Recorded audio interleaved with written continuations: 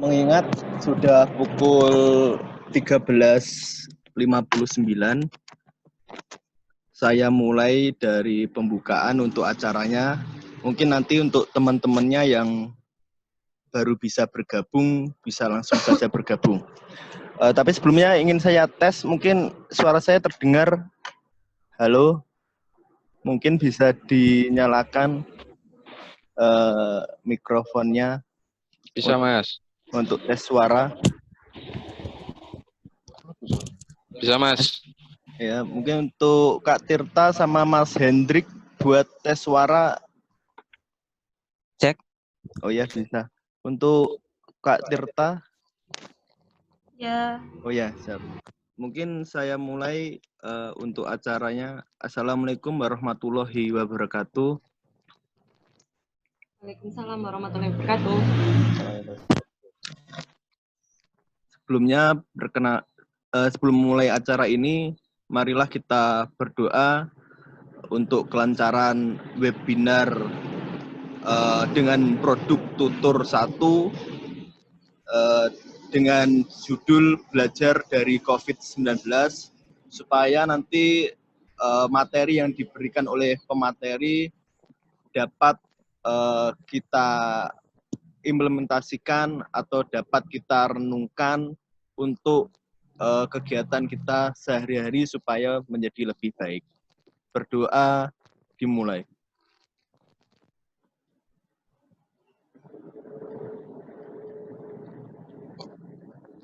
Berdoa selesai.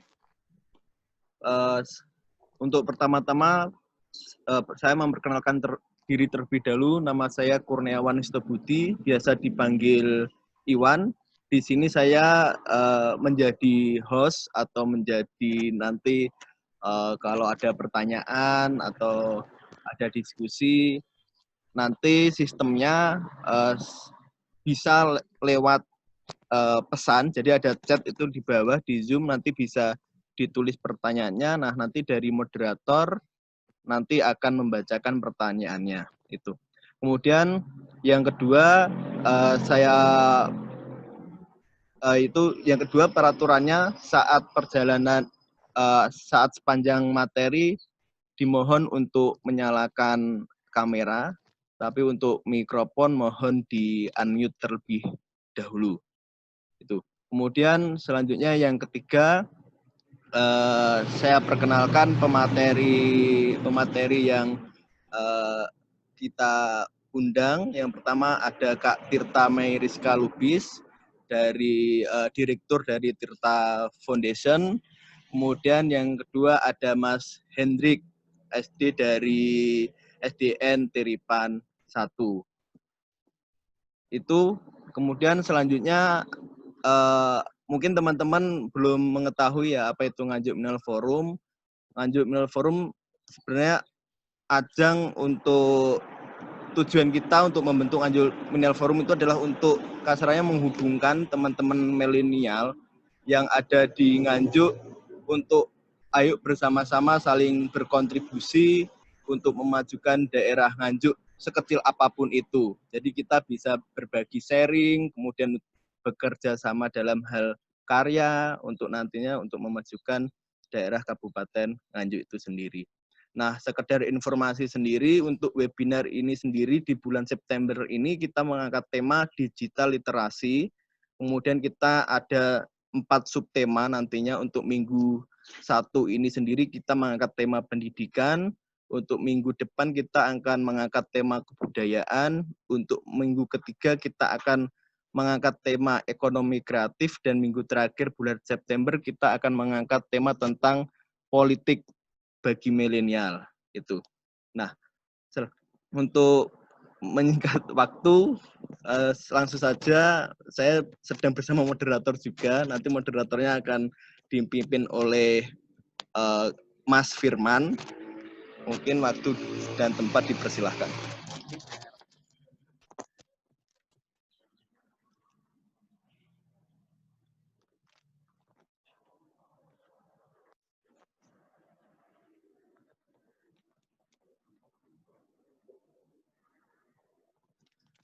Cek, bisa didengar suara saya? Bisa. Oh ya. Ya, sebelumnya Assalamualaikum warahmatullahi wabarakatuh. Para dulur-dulur milenial Nganjuk sekalian. Perkenalkan, nama saya Firman Hidayah Kolbi. Saya salah satu anggota dari Nganjuk Milenial Forum. Hari ini saya diamanahkan menjadi moderator forum webinar series Tutur Nganjuk Milenial Forum Season 1 dengan tema besar Digital Trasis pada sesi pendidikan, khususnya pendidikan Kota Nganjuk dengan judul Belajar dari COVID-19. Nah, yang pertama-tama mungkin saya ingin mengantarkan isu masalah yang akan kita bahas hari ini. Isu yang kita bahas hari ini perihal masalah pelaksanaan implementasi pendidikan di era pandemi yang mungkin banyak terpengaruhi pada ranah teknis dan juga output dari pendidikannya. Makanya untuk itu, bagi kami, Nganjuk Milenial Forum sekiranya menarik untuk kita bahas, mungkin tidak menjadi solusi ataupun menjadi sesuatu yang sifatnya menjadi hal yang baik, tapi minimal sumbangsih dengan para narasumber yang sudah dihadirkan oleh Nganjuk Milenial Forum bisa menjadi salah satu referensi bagi pihak manapun, entah level guru, kemudian pihak sekolah, ataupun bahkan Dinas Pendidikan Kabupaten Nganjuk, agar kedepannya ada mungkin saran-saran ataupun suatu sumbangsih kebijakan yang sifatnya bisa memperbaiki atau meningkatkan pelaksanaan pendidikan pada level SD, SMA, SMP bahkan, agar pendidikan di Nganjuk pada kondisi pandemi ini bisa tetap meningkat kualitas pendidikannya. Mungkin itu pengantar dari moderator. Selanjutnya nanti kita akan langsung memberikan waktu kepada narasumber pertama yang tentunya luar biasa karena memiliki track record pada penggiat pendidikan di Kota Nganjuk dan juga bahkan skala nasional. Dan untuk tidak membuang waktu lagi, kita silakan untuk Mbak Tirta dari Tirta Foundation menyampaikan mungkin ide dan juga materinya terkait masalah menjaga semangat belajar, menjaga spirit belajar ketika kondisi pandemi bagi para siswa di Kota Nganjuk. Silakan Mbak Tirta, waktu dan tempatnya dipersilakan. Terima kasih Kak atas kesempatan yang diberikan. Bismillahirrahmanirrahim. Assalamualaikum warahmatullahi wabarakatuh. Waalaikumsalam warahmatullahi wabarakatuh. Alhamdulillah pada siang hari ini kita bisa diberikan kesempatan oleh Tuhan untuk bisa berjumpa virtual di acara yang sangat luar biasa yang diadakan oleh Nganjuk Milenial Forum. Terima kasih untuk para panitia yang telah kesempatan untuk bisa di sini sama-sama belajar, untuk kita berdiskusi, kita sama-sama mengembangkan ide dari masing-masing individu kita. Nah, teman-teman semuanya, sebelumnya saya ingin tahu nih teman-teman dari jenjang apa aja nih? Ada yang dari SMA mungkin, atau kuliah, atau sudah bekerja? Silakan. Ya, teman-teman mungkin ada yang masih SMA atau ada yang masih kuliah. Saya masih kuliah. Oh, Mas Krismon Ariwijaya masih kuliah. Ya. Berarti mahasiswa ini. Ya, ada yang lainnya? Yang lainnya silakan. Atau yang mungkin yang sudah berprofesi guru mungkin. Oh, guru SMKN. Ya. Beberapa saya tahu sih, teman-teman. Oh, guru. Ya, terus ada yang lainnya, mungkin banyak mahasiswa ya, saya lihat ya.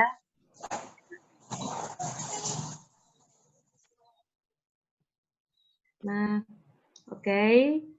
Beberapa sudah tahu, jadi ada berbagai macam latar belakang. Kita ada yang dari SMA, sederajat, ada yang kuliah, ada yang sudah bekerja, ada yang menjadi tenaga pendidikan, dan lain sebagainya.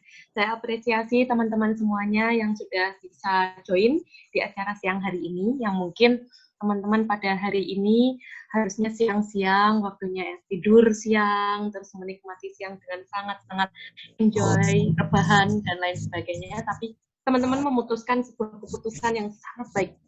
sangat bermanfaat untuk masa depan kita semua, masa depan Nganjuk kita. Yaitu kita sama-sama belajar di sini melalui kita nanti akan mendiskusikan tentang pembelajaran tentang pendidikan. Utamanya di tema saya adalah menjaga semangat belajar di era pandemi COVID ini. Nah, teman-teman dari semua latar belakang, sehingga saya harus menyesuaikan dengan teman-teman apa yang akan di sini. Teman-teman semuanya,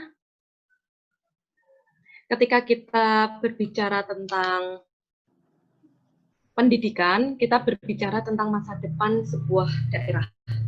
Nganjuk, masa depan Jawa Timur, masa depan Indonesia, dan bahkan masa depan dunia. Karena pendidikan ini merupakan ujung tombak dari peradaban. Ketika baik manusianya, maka akan baik pula negaranya, akan baik pula dunianya. Maka dari itu kita tidak boleh mengatakan bahwa pendidikan itu hal yang tidak penting. Pendidikan itu sangat penting, sangat-sangat penting. Melalui jalur apapun, baik pendidikan formal maupun tidak formal. Yang penting kita terus belajar. Dan belajar itu dari siapapun, kapanpun, serta dimanapun, termasuk dari aplikasi virtual ini, seminar virtual ini. Teman-teman di sini juga kita sama-sama belajar dari siapapun, maka tidak ada katanya kita tidak belajar dari yang lebih muda, kita tidak belajar dari yang lebih kecil, tidak ada seperti itu. Karena setiap orang memiliki pengalaman dan pengetahuannya masing-masing. Tugas kita adalah bagaimana kita menyiapkan kelas baru untuk menerima pengetahuan dan pengalaman dari setiap orang atau individu yang kita jumpai. Gitu.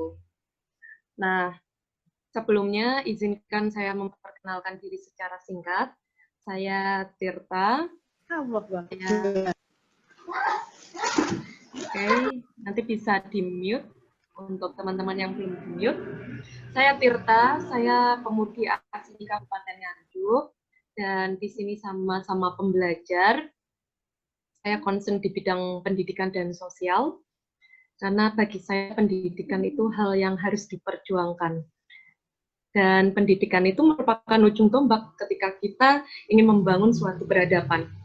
Nah, teman-teman, pada siang hari ini saya mendapatkan amanah untuk mengisi tentang menjaga semangat belajar di era pandemi. Teman-teman di sini kan ada yang dari SMK, sederajat, ada yang kuliah, ada yang sudah bekerja, dan lain sebagainya. Walaupun dalam situasi apapun, ingat prinsipnya, kita belajar dari siapapun, kita belajar dimanapun, kita belajar kapanpun. Termasuk di era pandemi, berarti kita mengimplementasikan prinsip kita belajar kapanpun. Tidak peduli saat normal, saat pandemi, maupun new normal. Kita harus terus belajar. Bagi teman-teman yang SMK, SMA, sederajat, anak-anak kuliah, pasti kaget ketika setiap harinya harus yang awalnya belajar di sekolah, belajar di dunia kampus, tapi kita dipaksa oleh keadaan untuk belajar di rumah melalui aplikasi online. Tidak masalah, tidak masalah. Yang pasti kita harus mengetahui bagaimana tips dan trik supaya kita tetap bersemangat belajar tersebut. Itu teman-teman sekalian. Pandemi ini membuat kita merasakan banyak perubahan ya. Yang awalnya kita bertemu dengan banyak orang, kita bersosialisasi dengan banyak orang, kita berada di banyak tempat, di banyak situasi, tapi kita dipaksa untuk berada di satu tempat, yaitu di rumah kita sendiri. Dan kita dipaksa oleh keadaan untuk menerima, kita belajar dimanapun dan kapanpun. Pasti banyak hal yang membuat kita sedih ya, utamanya yang anak-anak kuliah, anak-anak sekolah. Kita harus berubah 180 derajat, kita mengurangi lingkup sosial kita mengurangi segala aktivitas sosial kita, perjumpaan kita dengan banyak orang. Gitu. Yang alhasil, belajar kita di rumah pun menjadi hal yang terkadang terkesan membosankan. Kenapa bisa membosankan? setidaknya ada 3 hal yang membuat beberapa orang merasa pandemi ini membuat kita belajar dan terasa membosankan. Yang pertama, kita mengurangi lingkup sosial kita. Kita di rumah, hal kita yang kita lakukan itu monoton.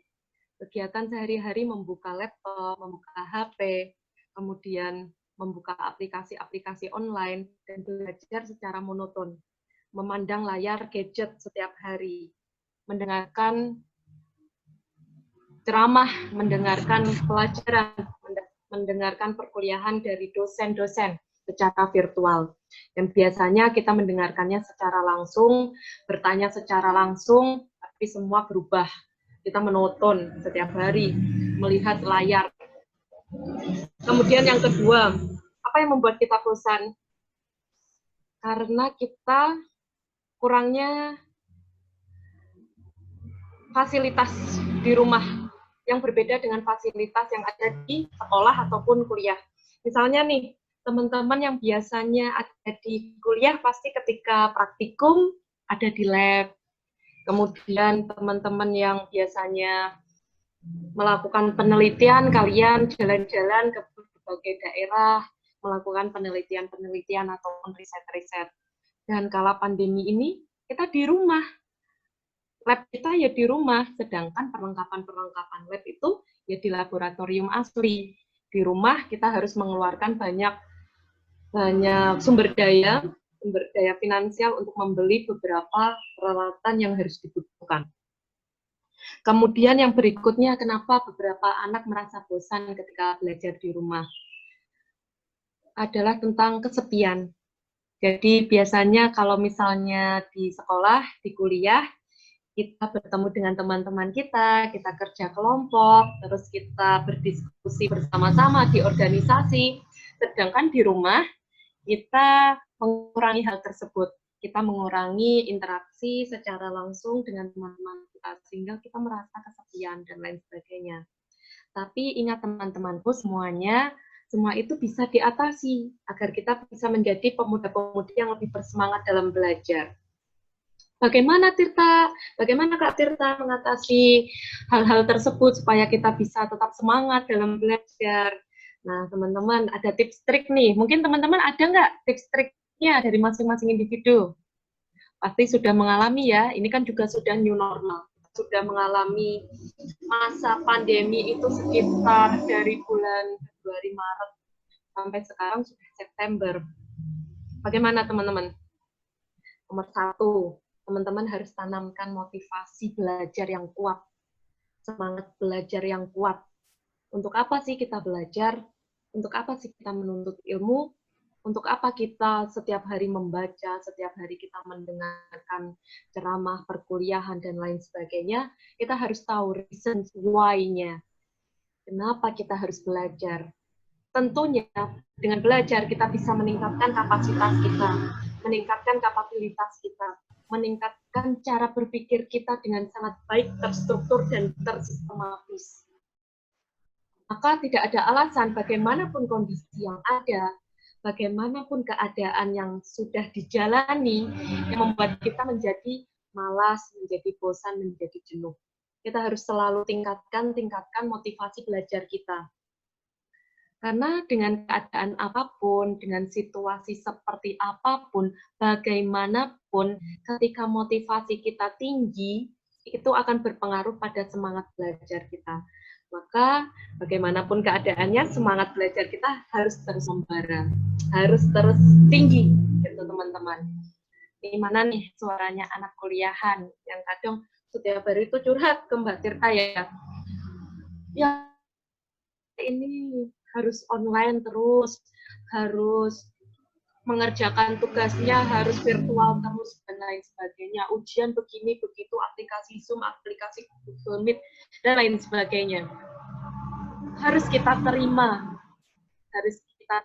Kita harus berdamai dengan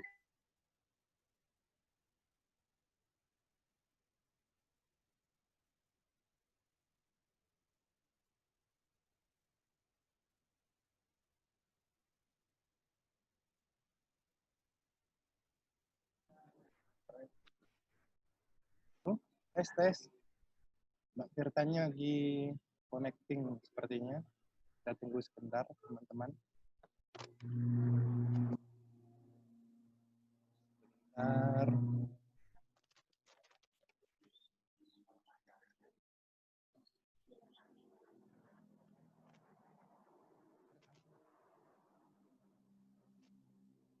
Sebentar ya, kita cek dulu, kita konfirmasi ke Mbak Tirtanya. Kenapa? Oh ya, beliau sepertinya unconnecting. Kita cek dulu ke Mbak Tirtanya. Sebentar, kawan-kawan. Mangga, Akang host, dicek dulu ke Mbak Tirtanya. Ya, teman-teman yang sembari menunggu Mbak Tirta, kembali lagi connecting. Saya menginformasikan, kali ini kita sedang mengadakan webinar series terkait tema besarnya adalah digital literasi dengan judul Belajar dari COVID-19. Dan hari ini kita punya dua narasumber. Sudah masuk Mbak Tirtanya?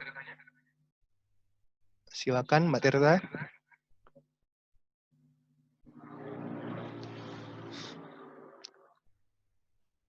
Cek.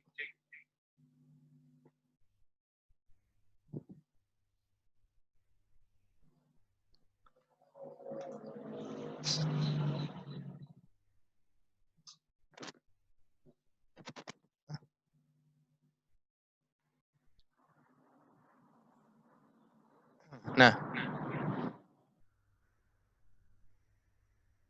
silakan Mbak Tirta, Ya, dilanjutkan maaf ya, mungkin. keluar sendiri Ya. ya. Maaf Silakan, Mbak. ya, keluar sendiri tadi. Oke, saya lanjutkan ya teman-teman semuanya. Semoga tidak mengganggu kita. Kita terus on fire gitu. Tujuan kita adalah meningkatkan semangat kita belajar di era pandemi ini. Di normal ya. Nah, teman-teman sekalian, yang kedua adalah berpikir positif. Melanjutkan dari yang tips pertama adalah meningkatkan motivasi kita dalam belajar. Yang kedua adalah berpikir positif. Iya, harus berpikir positif. Kalau teman-teman mengetahui dari teori psikologi, ada namanya itu adalah framing, reframing. Reframing adalah bagaimana teori kita menganggap semua hal itu positif di pikiran kita. Walaupun dunia memaksa kita untuk berpikir negatif. Kita selalu cari alasan, kita selalu cari reasons apapun supaya kita berpikir positif atas apa yang dunia persembahkan kepada kita. Gitu. Termasuk dalam hal pandemi ini. Dalam hal pandemi ini misalnya kita berpikir positif, ya Allah, ya Tuhan kami, ada pandemi. Kalau orang biasa selalu akan mengeluh, selalu akan menghujat keadaan. Ya, dengan pandemi saya seperti ini, dengan pandemi saya seperti itu, saya tidak bisa begini, tidak bisa begitu, dan lain sebagainya. Tapi ketika teman-teman tahu tentang tips trik ini adalah reframing pikiran, teman-teman jadi tahu ketika ada keadaan apapun menghampiri kita, kita selalu berpikir positif dan menanggapinya dengan sangat optimis. Misalnya dengan pandemi ini, oh saya diberikan kesempatan oleh Tuhan, diberikan kesempatan oleh semesta untuk berada di rumah, untuk berkarya lebih banyak, untuk memberikan waktu lebih banyak kepada keluarga, untuk lebih banyak berdiskusi dengan diri sendiri, mengevaluasi diri sendiri, dan lain sebagainya. Selalu mencari alasan-alasan positif dikala dunia, dikala orang-orang sekitar itu memaksa kita untuk berpikir negatif. Karena bagaimana cara kita berpikir itulah yang mempengaruhi bagaimana semesta memperlakukan kita. Gitu. Jadi tetap saja berpikir positif, tetap saja berpikir optimis, karena nanti semesta pun akan memberikan feedback optimis dan positif kepada diri kita. Tetap think positif, feeling positif juga. Tuh. Jadi agar hidup kita selalu happy, selalu have fun, bagaimanapun keadaan yang dipersembahkan oleh semesta. Tuh. Nah, kemudian yang pertama tadi apa? meningkatkan motivasi yang tinggi. Yang kedua, berpikir positif. Kemudian yang ketiga, teman-teman ketika mendapatkan pekerjaan kuliah, pekerjaan sekolah, dan pekerjaan apapun, jangan sampai menunda-nunda. Jadi jangan tunda pekerjaan. Karena sejatinya dengan kita menunda pekerjaan, itu sama saja menumpuk beban-beban pekerjaan. Sehingga kita tidak bisa enjoy menjalaninya. Jadi ketika ada pekerjaan, silakan dikerjakan dengan sebaik mungkin, semaksimal mungkin. Jangan menunda menjadikan langsung setumpuk banyak seperti itu. Jadi ketika ada pekerjaan langsung kerjakan dengan sebaik mungkin, semaksimal mungkin. Jangan pernah tunda pekerjaan. Termasuk PR-PR, deadline, dan lain sebagainya, harus dikerjakan dengan sangat-sangat maksimal. Kemudian yang berikutnya adalah yang keempat, teman-teman harus mengatur jadwal dengan sangat baik. Jadwal dari bangun tidur sampai tidur lagi. Sehingga teman-teman jadi tahu besoknya mau ngapain. Terus kegiatan yang akan dilakukan esok hari itu apa.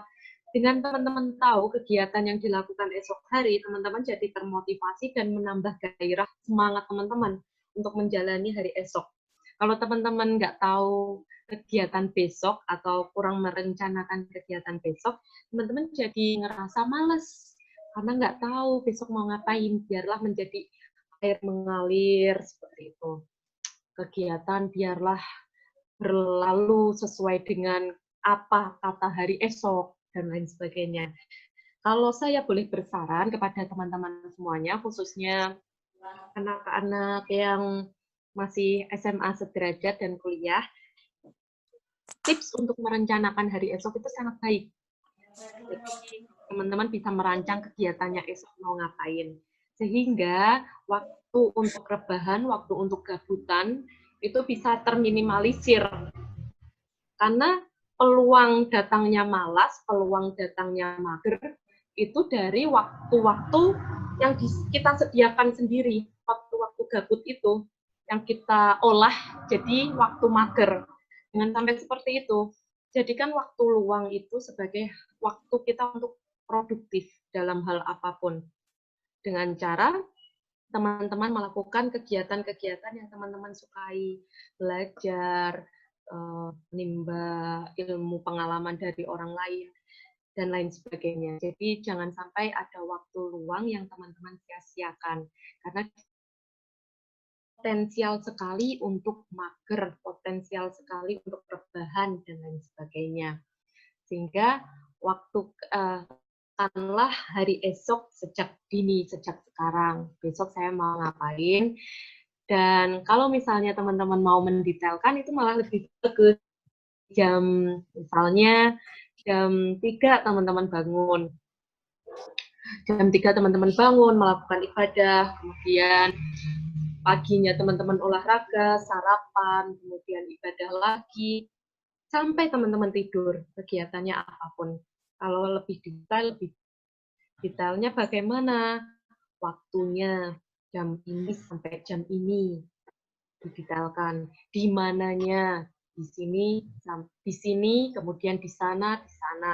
Kemudian sama siapa itu didetailkan. Akhirnya teman-teman ada tanggung jawab moral, tanggung jawab pribadi untuk melaksanakan hari esok itu dengan sangat baik. Gitu. Jangan sampai waktu luang sia-siakan. Pergunakan untuk hal yang produktif dan bermanfaat. Gitu. Nah, hal ini akan lanjut pada tips berikutnya, tips yang kelima.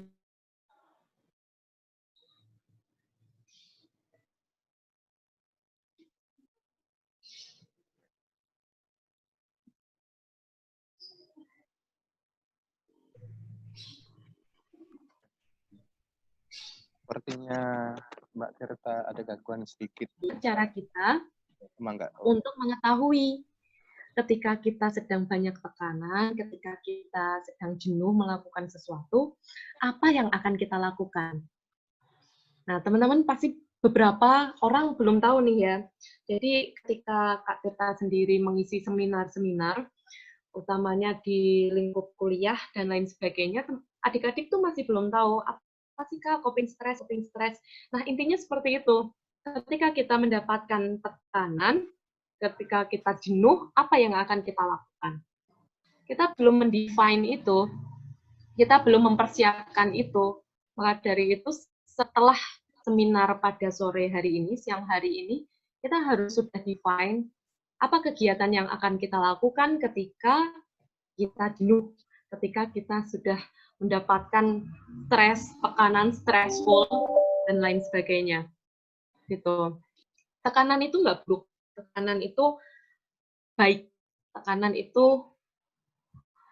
tekanan tidak buruk, tapi tekanan itu baik. Yang menjadi hal yang harus diminimalisir adalah bagaimana respon kita terhadap tekanan. Ada orang yang ketika mendapatkan tekanan, mendapatkan pressure, dia menerima. Oke, saya menerima tekanan ini dan saya akan melakukan apa yang diperintah oleh tekanan ini dengan sangat baik. Tapi ada ciri yang kedua, orang ketika mendapatkan tekanan, dia memberontak, kaget, dan menjadi orang yang serba crowded. Jadi seperti ini sebuah beban kehidupan dan lain sebagainya. Jadi setelah seminar ini, saya harap teman-teman semuanya tahu bagaimana teman-teman mengelola stres, mengelola tekanan, karena itu penting banget. Setiap hari kita mendapatkan tekanan-tekanan dan lain sebagainya, tapi bagaimana cara kita enjoy dan have fun aja menjalani itu, ya dengan coping stress. Misalnya, teman-teman suka hobi apapun, nah itu dijadikan coping stress teman-teman.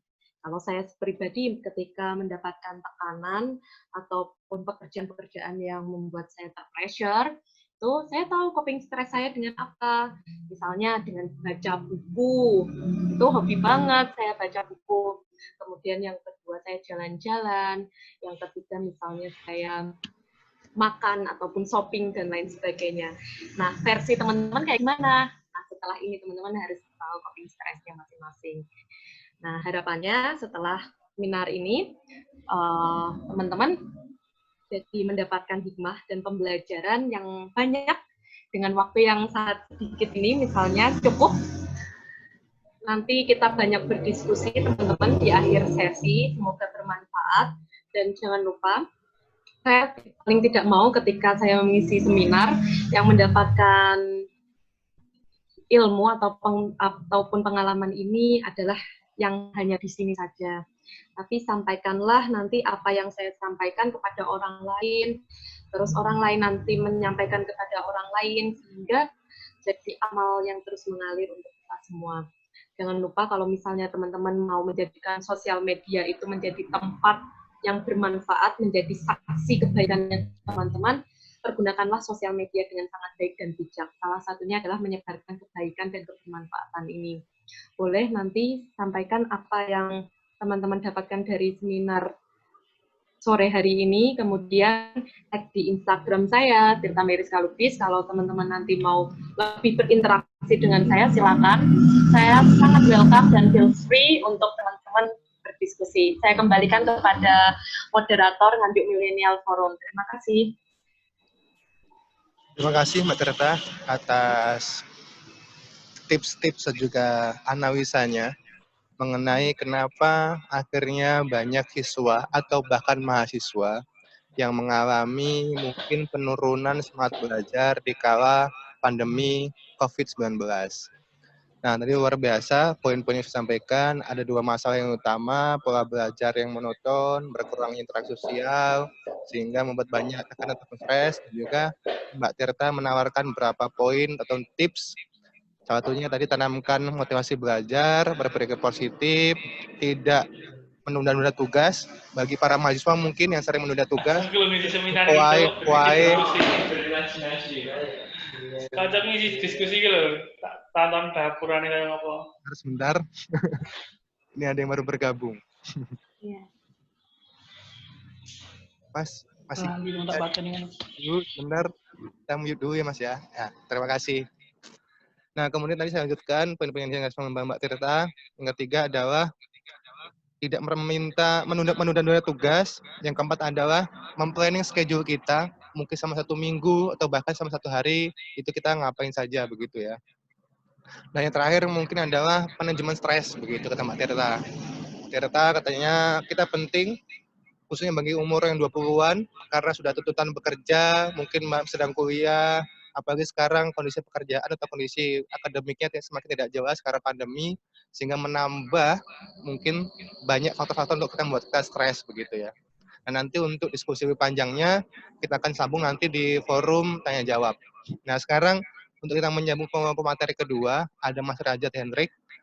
Saya mencoba untuk mengutip salah satu quotes-nya PD Baik, bahwasanya pendidikan yang aku dapatkan adalah berterima kasih kepada guru.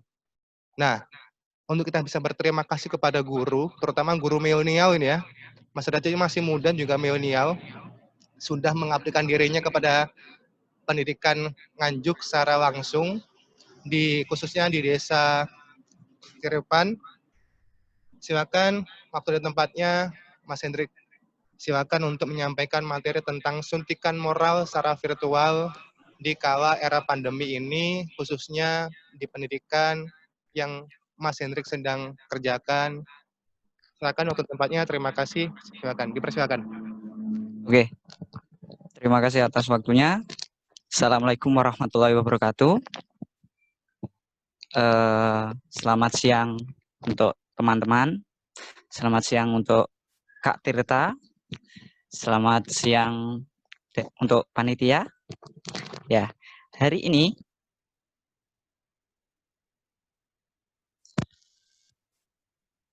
saya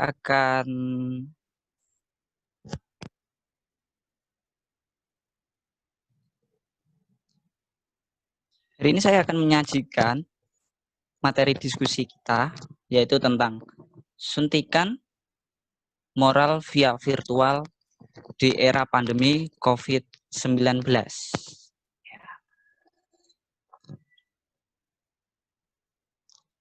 Apa sih ini, kan moral via virtualnya seperti apa sih? Ya, ini gambar.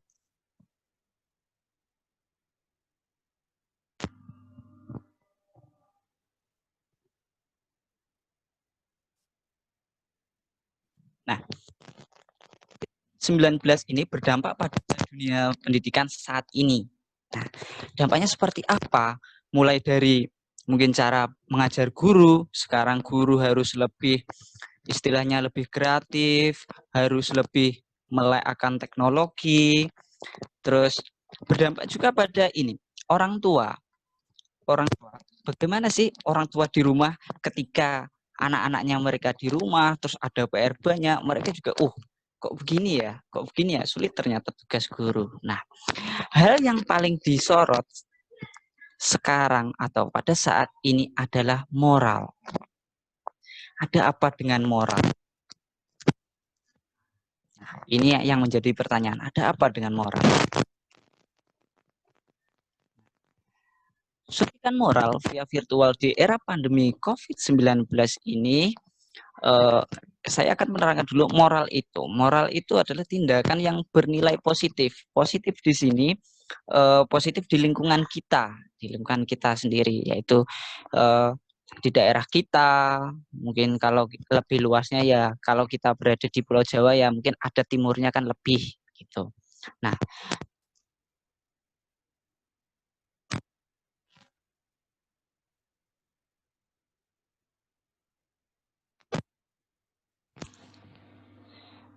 virtual dalam Kamus Besar Bahasa Indonesia itu berarti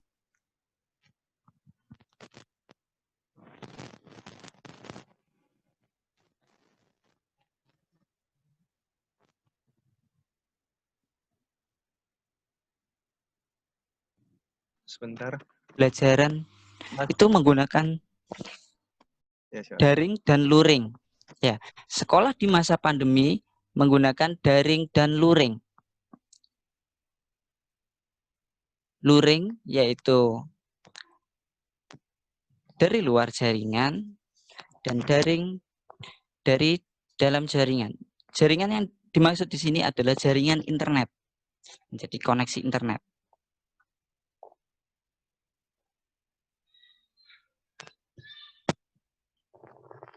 Nah, sering kita ketemui bahwa ada kendala-kendala dalam pembelajaran daring.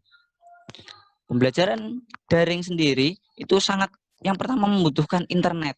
Ketika kuota internet itu istilahnya kuota internetnya habis atau apa, itu akan sangat mengganggu pembelajaran daring. Yang kedua adalah gawai yang digunakan. Gawai yang digunakan di sini ketersediaan gawainya. Terkadang para siswa itu tidak memiliki gawai. Mungkin ada beberapa yang punya, ada yang tidak.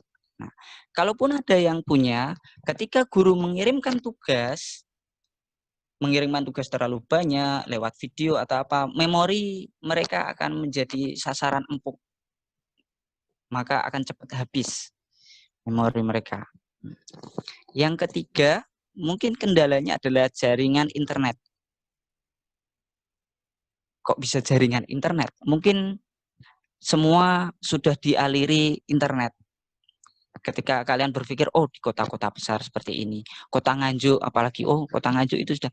Tapi kenyataannya di daerah saya sendiri, saya sering internet saya sendiri pun masih tidak begitu lancar atau cepat. Jadi untuk pengiriman gambar atau pengiriman video ke siswa itu sangat membutuhkan.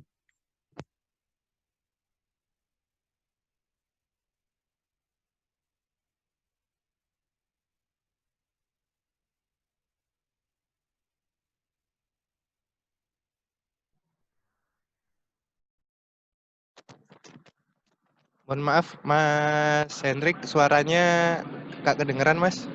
Bisa diulangi?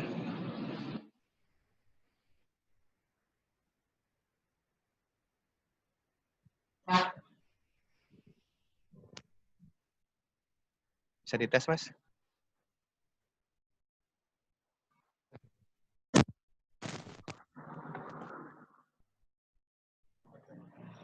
Masih belum, Mas Hendrik, suaranya. Mohon maaf.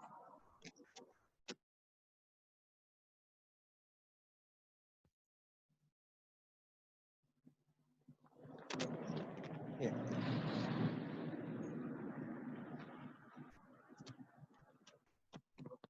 Belum ada, Mas.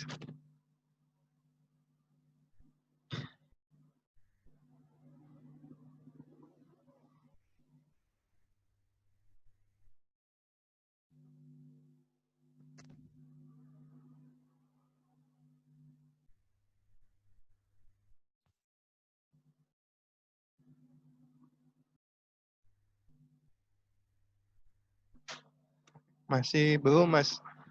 Mungkin colokannya, Mas,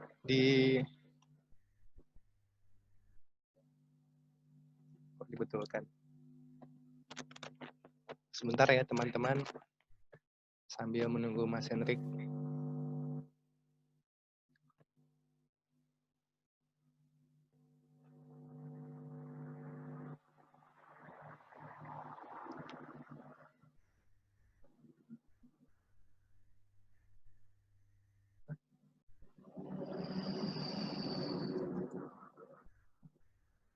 Halo, gimana Mas Hendrik? Sudah? Belum, Mas.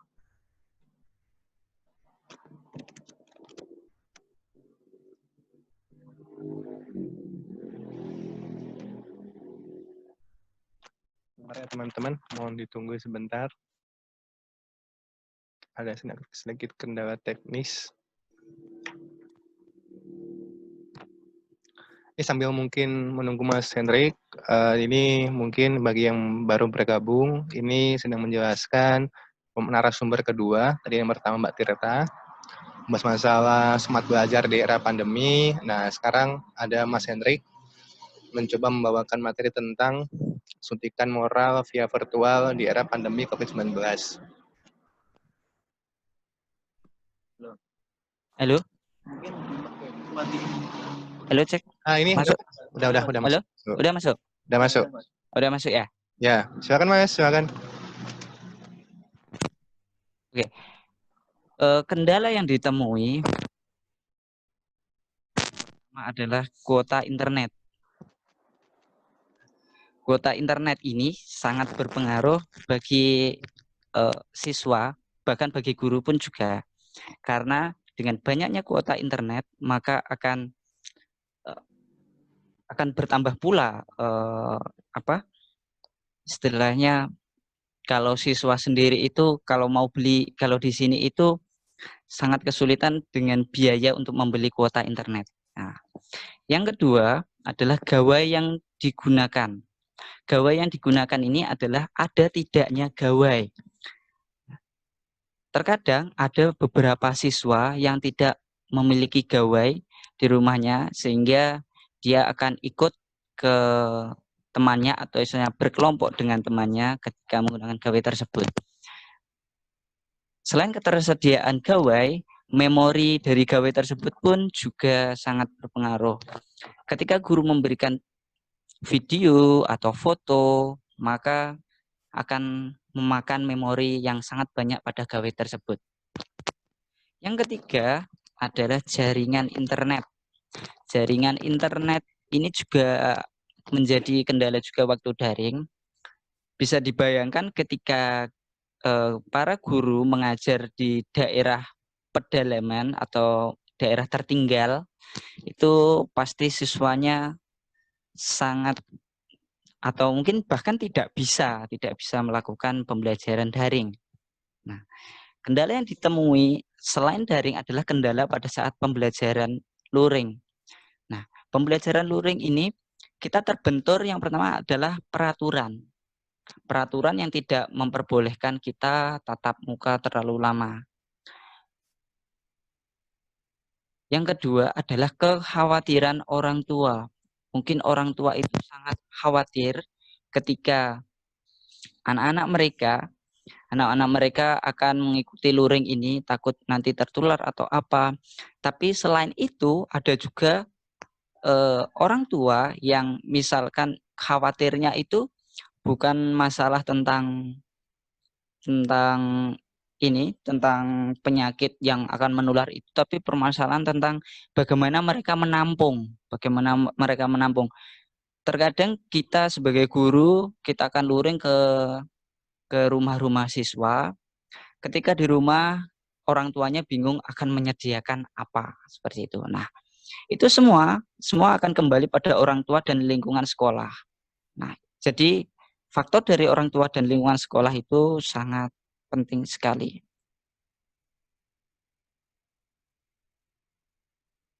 Nah, ketika kendala dapat teratasi, maka guru dapat mengaplikasikan di dalam pembelajaran.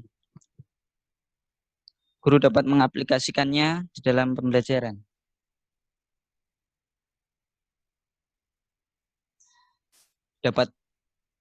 Guru bisa melakukannya dengan WhatsApp, YouTube, Google, Zoom. Ini merupakan contoh dari daring itu sendiri. Ada juga pengaplikasian selain melalui WhatsApp, YouTube, Google, atau Zoom, bisa juga melalui HT. Kemarin ada seorang guru berprestasi dari Solo yang menggunakan HT sebagai media pembelajaran mereka. Meskipun kendala sudah teratasi, ternyata masih ada kendala.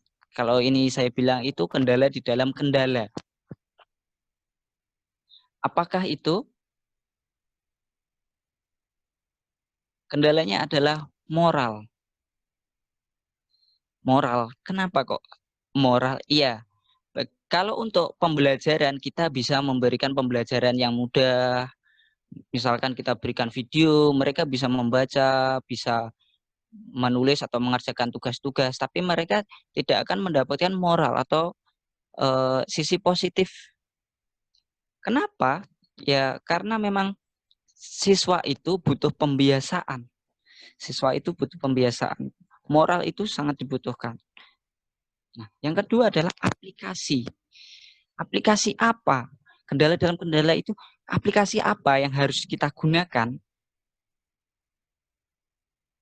untuk guru kelas rendah ataupun guru kelas tinggi. Kalau saya pribadi, saya dari SD, itu aplikasi yang digunakan pun juga kita harus pas. Kalau misalkan untuk kelas 1 SD, kita memakai WA, kita chat, pasti yang membaca itu orang tua mereka yang membaca. Jadi siswanya itu, terkadang siswa itu kalau disuruh ibunya tidak mau. Jadi ya yang membaca ibunya, terus diberikan ke siswanya tidak mau, akhirnya gurunya sendiri yang mengerjakan.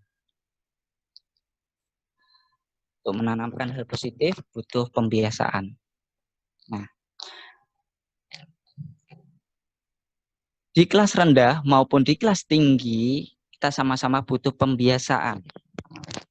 Di sini mereka itu lebih suka meniru apa yang mereka lihat.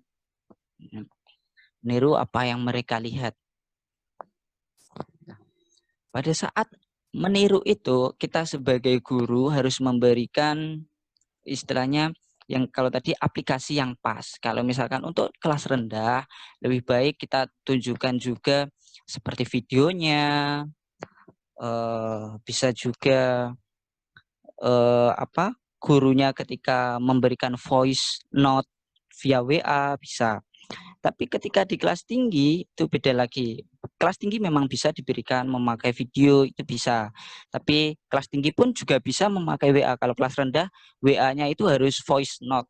Kalau di kelas tinggi, entah voice note ataupun secara tulisan, itu pun bisa. Karena kelas tinggi lebih banyak yang sudah bisa membaca.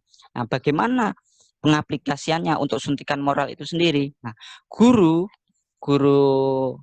misalkan saya contohkan saja saya sendiri. Karena kita berada di adat timur atau kita itu masuk ke adat ketimuran, itu saya lebih menekankan tentang bahasa Jawa. Bahasa Jawa seperti apa? Seperti enggih, mboten, dan sampun. Ini tiga pokok bahasa yang saya terapkan ke siswa saya. Bagaimana itu? Ya, ketika nanti ada siswa yang bertanya, ya saya jawab saja enggih atau mboten atau sampun, seperti itu. Nanti dengan sendirinya mereka juga akan meniru kita. Ketika saya bertanya, anak-anak, PR-nya sudah dikerjakan? Sampun. Mereka akan mengikuti kita dengan sendirinya. Nah, selain itu, hal yang menjadi ini yang dimasalahkan lagi adalah ketika anak-anak itu memanggil guru-guru mereka itu kadang dengan sebutan nama atau kalau tidak mereka akan bertanya dengan seenak mereka sendiri. Pak, misalkan saja ini, Pak, sesok nggawe klambi opo, misalkan seperti itu. Itu menurut saya itu sangat tidak enak untuk didengar. Nah, karena tidak enak untuk didengar, maka sebagai guru saya memberikan sedikit gambaran. Ketika mereka akan bertanya, saya akan menuliskan contohnya dulu. Misalkan yang pertama itu salam, yang kedua menyebutkan nama mereka, yang ketiga baru tujuan mereka bertanya itu untuk apa. Nah, kalaupun mereka ingin bertanya, mereka tidak menggunakan format itu, mungkin tidak akan saya jawab. Nah, seperti itu. Itu untuk hukumannya. Mereka tidak akan saya jawab ketika mereka bertanya dengan bahasa yang kurang sopan. Nah, dari situ mereka belajar, oh begini ternyata untuk bertanya kepada guru. Nah, selain ini untuk metode daringnya. Kalau untuk luring bagaimana? Luringnya itu mungkin kalau kita untuk mengajar itu sulit, kita tidak boleh tatap muka terlalu lama. Tapi ketika siswa-siswa itu ingin mengumpulkan tugas, itu biasanya masih diperbolehkan. Ya mereka masuk, kumpulkan tugas, terus mereka boleh pulang. Mereka masuk, kumpulkan tugas, pulang. Seperti itu. Nah, tapi meskipun mereka seperti itu, kita harus tetap memberikan istilahnya sedikit contoh moral. Ketika mereka mau masuk ke kelas, mereka harus salam dulu. Ketika selain salam itu mereka juga harus cuci tangan dulu. Setelah cuci tangan, nanti cium tangan gurunya. Terus mengumpulkan tugas, baru mereka pulang. Pulang pun juga sama, harus cuci tangan dulu dan salim. Seperti itu. Nah, kenapa harus seperti itu? Ya, itu namanya pembiasaan-pembiasaan yang harus dimiliki oleh siswa saat ini. Nah, moral akan muncul ketika sudah terjadi pembiasaan. Sebenarnya ini memang sangat sulit karena bahkan ini akan menjadi PR yang berat untuk guru.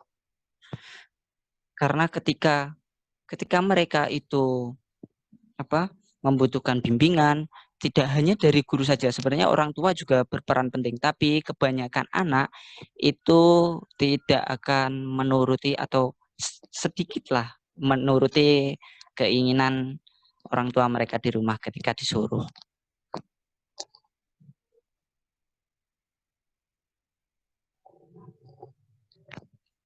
Harapannya mungkin dari melihat masalah-masalah tadi untuk suntikan moral, harapannya akan ada pelatihan bagi guru terkait aplikasi dan tata cara penggunaannya dalam pembelajaran daring.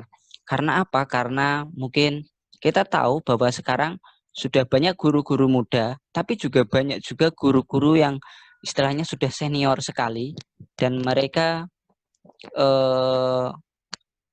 agak kesulitan dalam melaksanakan pembelajaran daring, misalkan seperti ini Zoom. Bahkan saya pun baru 2 kali menggunakan Zoom ini, saya juga sambil belajar, apalagi yang guru-guru senior pasti akan sangat kesulitan. Terus yang kedua yaitu bantuan kepada siswa, yaitu bantuan kuota internet. Ini sangat diperlukan untuk siswa agar pembelajarannya dapat berjalan dengan lancar.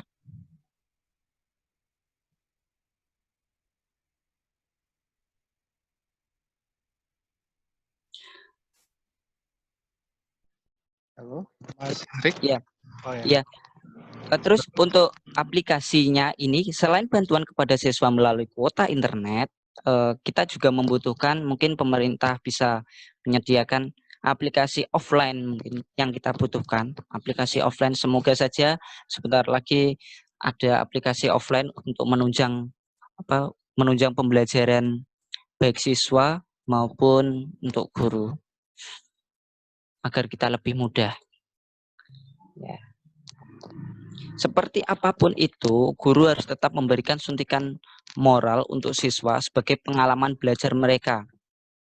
Entah itu nanti mereka akan menirukan ataupun tidak, sebaiknya tetap sebagai guru kita memberikan pengalaman belajar. Agar setidaknya mereka tahu, oh begini toh dulu kenapa saya tidak boleh.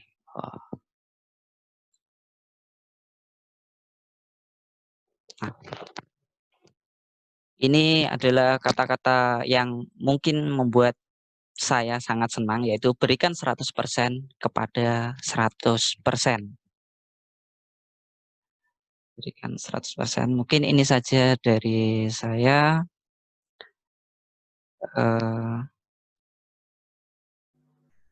Sudah, Mas? Ya, itu saja dari saya. Sekian penjelasannya. Oke, saya kembalikan lagi ke penyelenggara, yaitu Nganjuk Millennial Forum.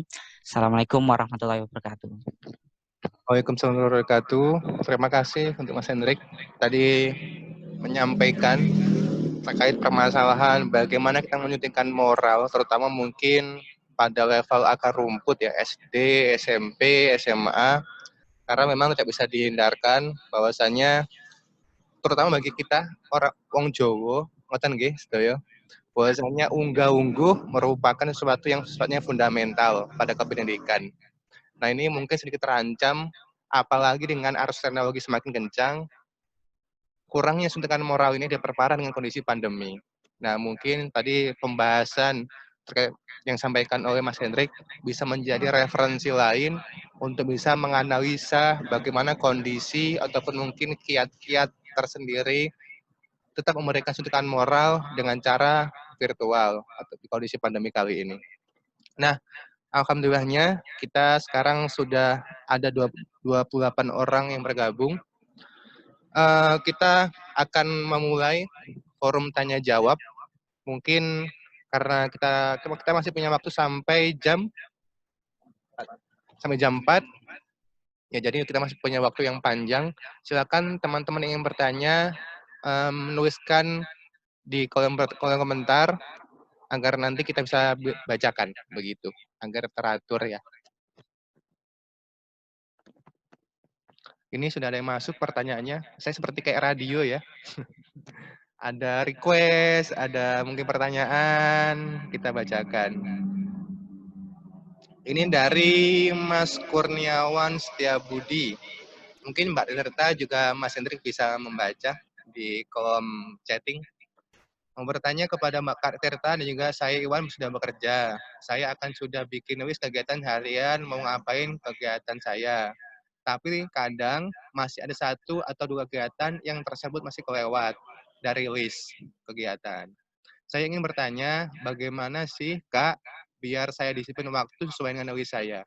Ini masalah komitmen dan konsistensi Mbak Tirta. Khususnya ke Mbak Tirta ini tanya dari Mas Kurniawan, gimana caranya menjaga kita bisa komitmen dengan apa yang kita sudah list di planning kegiatan kita 1 hari atau seminggu ke depan. Ya mungkin sembari Mbak Tirta nanti menjawab, mungkin teman-teman yang ingin bertanya kepada Mas Hendrik atau Mbak Tirta lagi bisa tuliskan pertanyaannya di kolom komentar. Atau yang ingin bertanya secara langsung, silakan nanti tulis juga di kolom komentar. Ya silakan untuk yang pertama ke Mbak Tirta dulu mungkin pertanyaannya. Mangga Mbak. Ya, terima kasih Kak Iwan atas pertanyaannya. Oh ya, for your information, untuk teman-teman, saya setiap mengisi seminar apapun, saya memberikan kesempatan bagi perempuan untuk mendapatkan pelatihan langsung dari saya, karena masih pandemi, maka sifatnya virtual, jadi silakan nanti bagi khusus yang bertanya perempuan ya, saya memberikan pelatihan langsung bagi teman-teman yang perempuan. Maaf ya, untuk yang laki-laki. Nah, terima kasih Kak Iwan untuk pertanyaannya, bagaimana menjaga komitmen untuk kita melakukan kegiatan yang sudah kita planning keesokan harinya. Nah, kalau teman-teman mau mengimplementasikan, supaya kita semangat untuk menjalankan kegiatan esok sesuai dengan planning kita harus memplanning sebenarnya jauh hari. Kalau saya itu pakai planningnya itu, misalnya 5 tahun ke depan saya ingin menjadi apa, saya ingin meraih apa aja. Kemudian saya persingkat lagi 2 tahunnya, kemudian dipersingkat lagi 1 tahunnya, kemudian saya ambil lagi 6 bulannya, dan saya singkat lagi per bulannya untuk mencapai goals yang panjang di akhir tahun itu.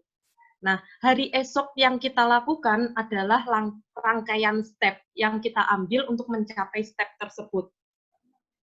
Jadi kalau misalnya kita merasa jenuh, itu akan bisa dikurangi ketika kita sudah memplanning hidup kita beberapa tahun ke depan.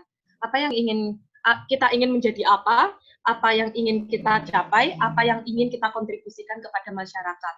5 tahun, 2 tahun, 1 tahun ke depan, maupun yang lebih pendek.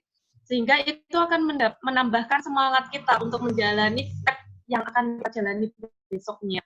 Kalau misalnya step itu ada yang miss, maka kita tidak bisa mencapai step-step berikutnya, karena ada satu jalan atau proses yang kita loncati.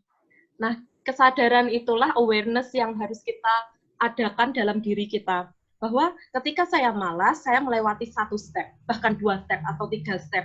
Hal itu akan berpengaruh bahwa saya tidak bisa mencapai step-step berikutnya dengan maksimal. Maka hasil tahunan ataupun bulanan yang akan kita inginkan, itu tidak bisa kita capai dengan maksimal. Maka dari itu harus ada kita planning yang jauh, supaya menambah semangat kita. Gitu Kak Iwan. Terima kasih ya. Terima kasih Kak saran-sarannya. Ada yang lain silakan pertanyaannya di kolom chatting ya, nanti tuliskan pertanyaannya, nanti moderator membacakan. Ya, untuk yang saya juga ini Kak Tirta, kami tadi sengaja sudah juga Mas Hendrik menyiapkan beberapa pertanyaan begitu sembari menunggu yang ingin bertanya.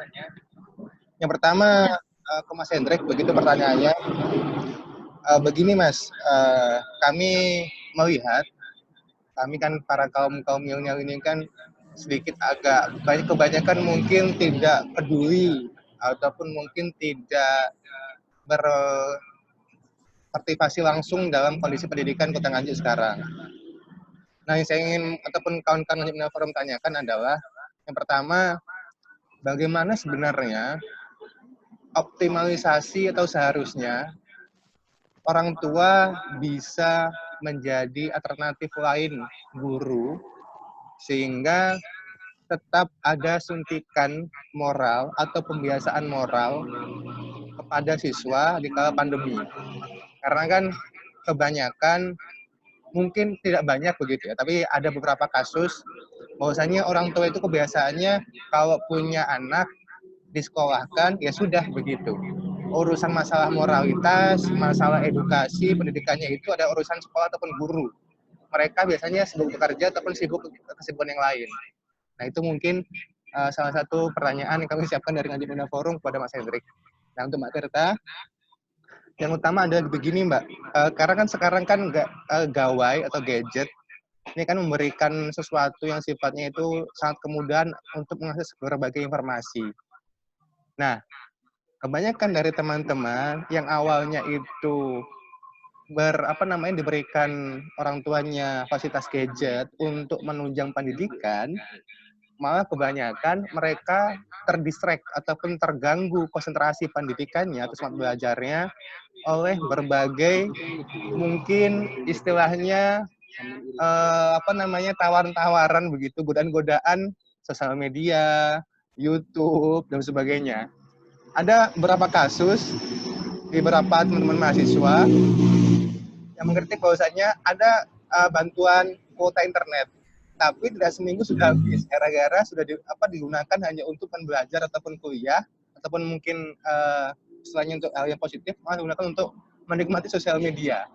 Nah, yang saya ingin menanyakan atau kami ingin tanyakan Anda Mbak Tirta khususnya, bagaimana kita memanajemen diri kita untuk bisa konsisten, tidak tergoda dengan godaan sosial media, kemudian ataupun mungkin platform-platform digital yang menggiurkan untuk kita nikmati sebagai hiburan. Karena kan mungkin di waktu pandemi ini banyak orang yang jenuh akhirnya melarikan diri kepada hiburan sehingga tapi lupa esensi belajarnya begitu. Nah, itu mungkin silakan tadi karena sudah Mbak Tirta menjawab, kita persilakan dulu Mas Hendrik.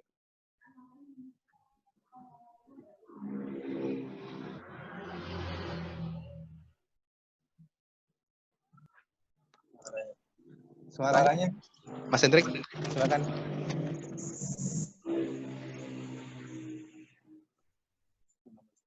Masih belum masuk Mas suaranya.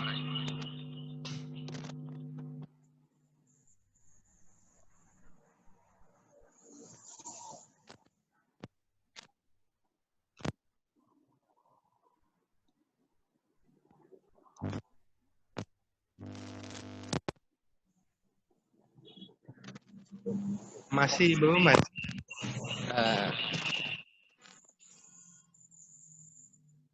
Ya, itu lagi tunggu Mas Hendrik menyiapkan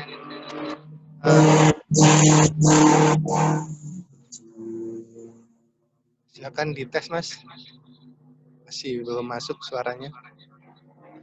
Saya juga mengingatkan, mengajak teman-teman jika ada keresahan ataupun mungkin pertanyaan, segera bisa dituliskan di kolom komentar ataupun kolom chatting agar nanti kita bisa sampaikan kepada narasumber. Masih belum masuk Mas suaranya.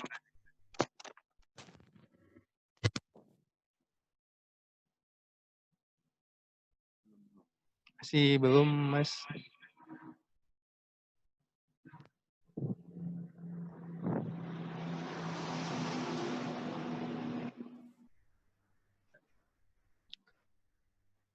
Mungkin bisa di restart dulu Mas. Biasanya ini ya, Zoom-nya.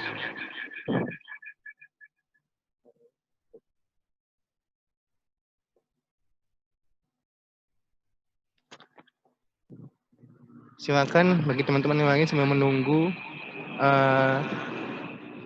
ada yang ingin bertanya di kolom chatting di paling ujung biasanya ada kolom grup Zoom grup chatting, bisa bertanya di sana.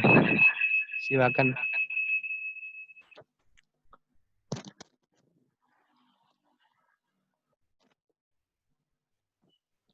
Sambil menunggu mungkin Mas Hendrik. Atau mungkin kita ke Mbak Tirta dulu. Mbak Tirta, sudah siap menjawab perjawabannya?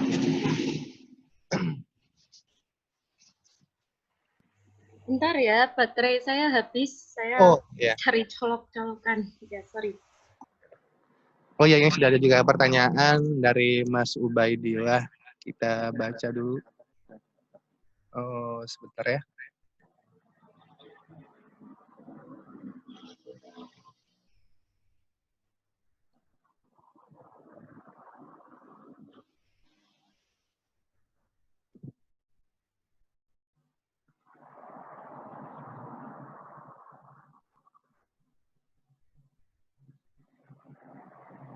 Sebentar, kawan-kawan. Kita menunggu sebentar.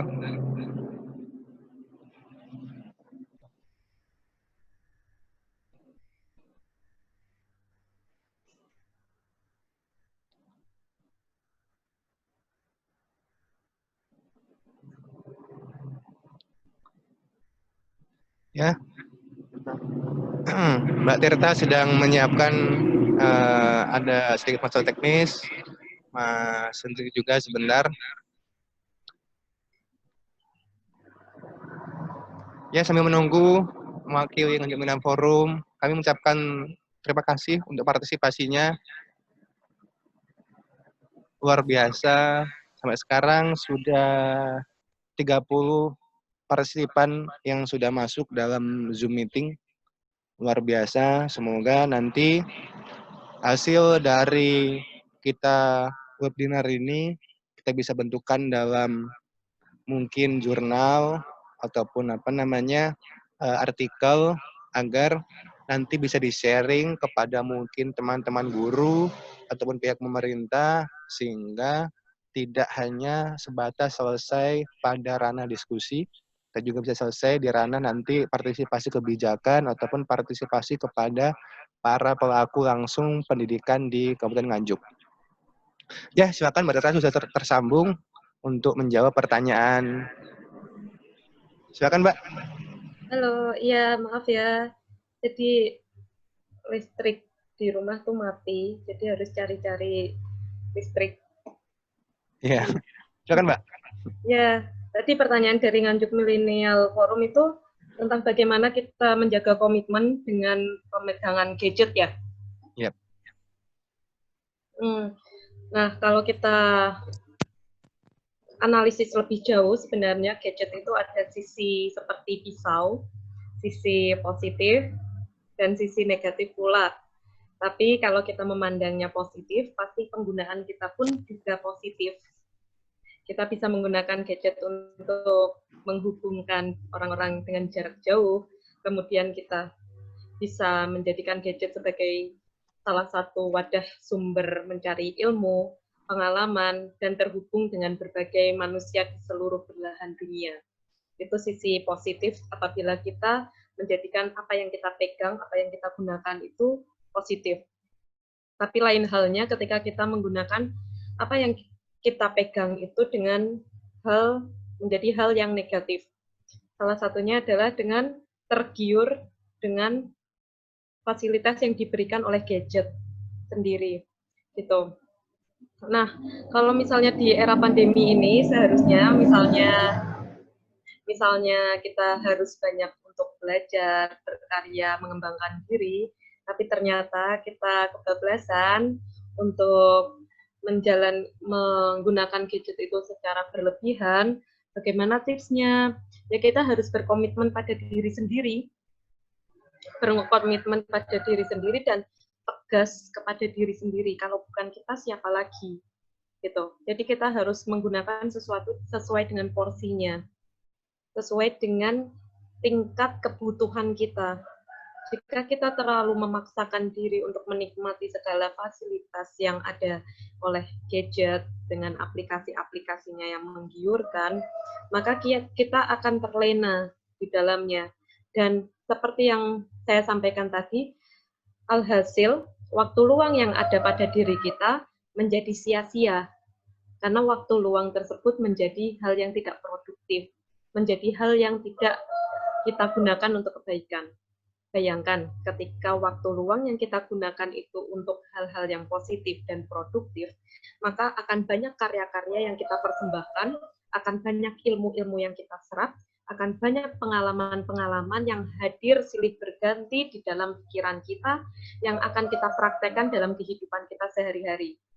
Lain halnya ketika kita menggunakan waktu luang itu untuk hal-hal yang giuran gadget.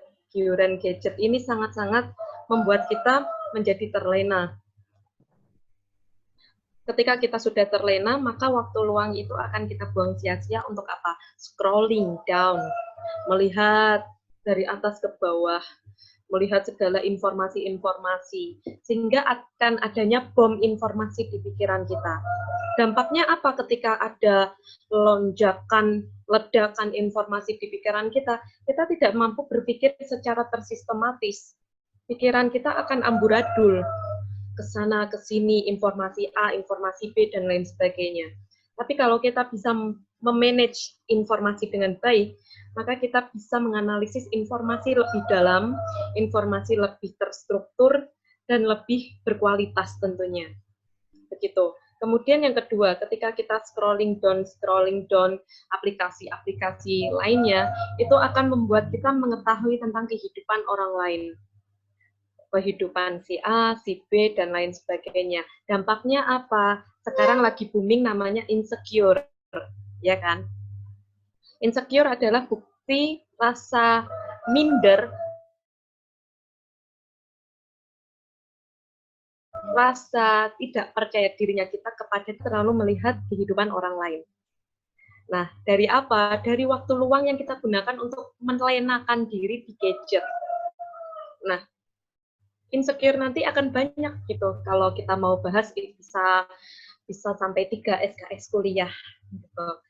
Nah, intinya jangan sampai waktu luang kita terbuang sia-sia karena kita terlena terhadap gadget yang sekarang kita gunakan. Kita bisa memanfaatkan apapun yang kita ada di sekeliling kita untuk hal-hal yang lebih positif, lebih bermanfaat. Tuh. Jadi sia-sia waktu muda jika kita terlalu terlena terhadap fasilitas-fasilitas yang diberikan. Tuh.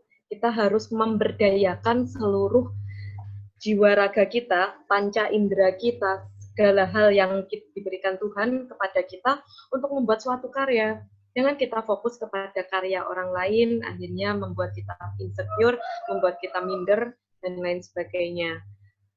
Bayangkan waktu kita untuk scrolling down kehidupan orang lain. Jangan mulai saat ini, setelah seminar ini, sudah kurangi scrolling down kehidupan orang lain, biarlah orang lain yang scrolling down kehidupan kita. Jadi nggak perlu kita membanding-bandingkan diri dengan orang lain, tidak perlu kita terlena terhadap gadget yang sudah ada di genggaman tangan kita, biarlah kita menggenggam dunia, jangan kita terlalu terlena menggenggam gadget.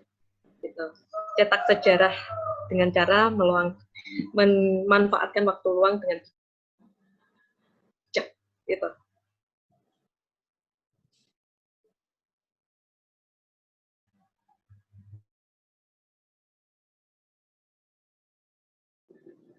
Terima kasih Mbak Trita, luar biasa jawabannya. Jadi nanti mungkin saya kurang-kurangin ya teman-teman. Tadi ada saya kutip quotes yang menarik dari Mbak Trita. Mending orang lain yang men-scroll tentang kehidupan kita, dan kita lebih fokus untuk meng-scroll apa yang sudah kita punya, atau prestasi apa yang sudah kita punya. Biarkan orang lain yang julid pada kita fokus saja kepada belajar dan juga meraih apa yang sudah kita bikin dan juga kita rencanakan, begitu ya Mbak? Ya, betul. Ya, ini banyak pertanyaan yang sudah masuk. Kita ke Mas Hendrik dulu. Mas Hendrik, sudah bisa? Mas Hendrik?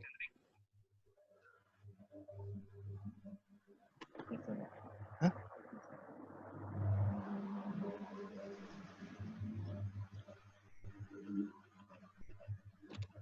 Mas Hendrik masih belum bisa?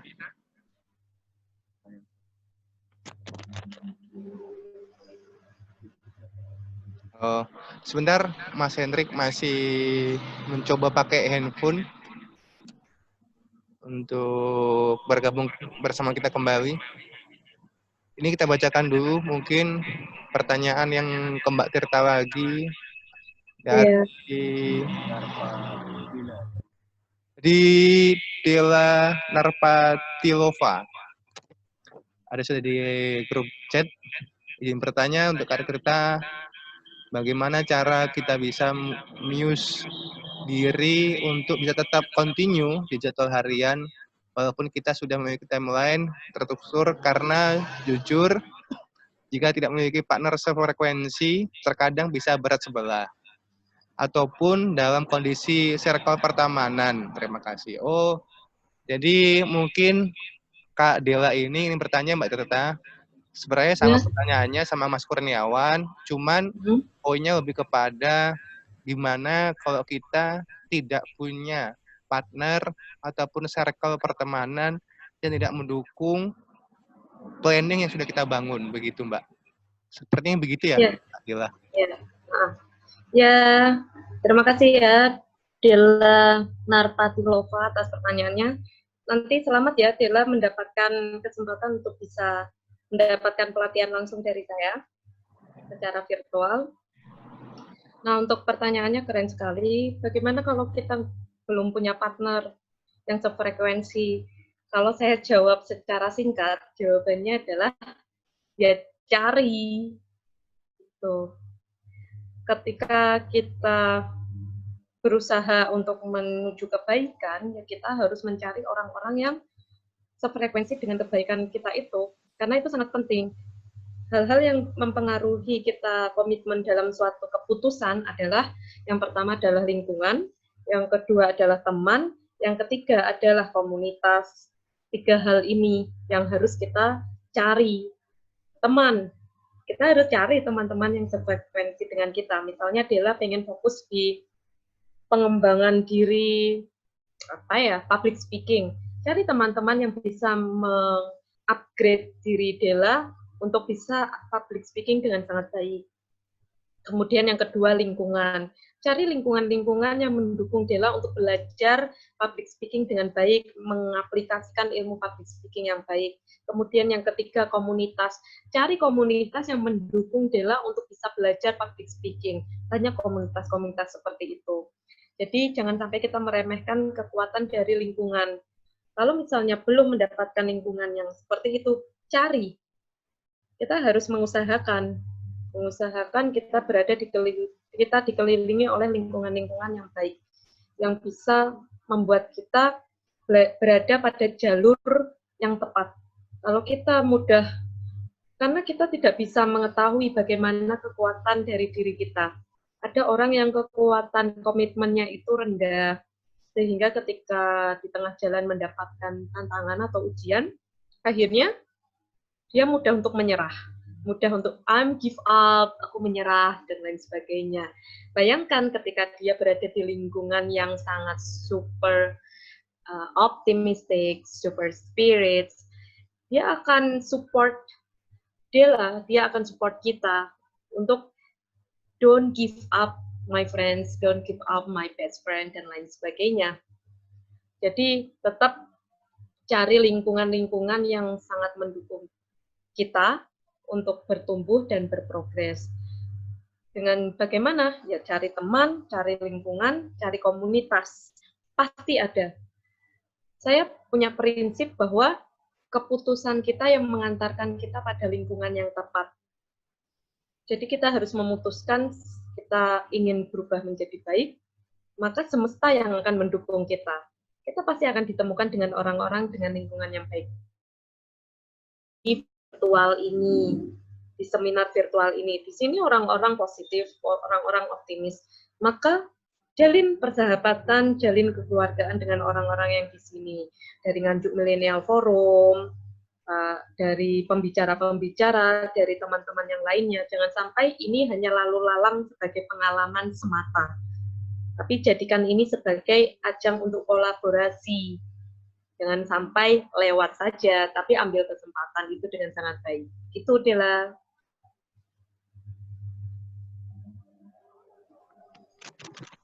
Terima kasih jawabannya sekali lagi ke Mbak Tirta. Kita menjebak kembali ke Mas Rajat Hendrik. Ya. Sudah bisa? Mas Rajat Hendrik. Gimana Mas? Sudah bisa dites dulu suaranya Mas? Silakan.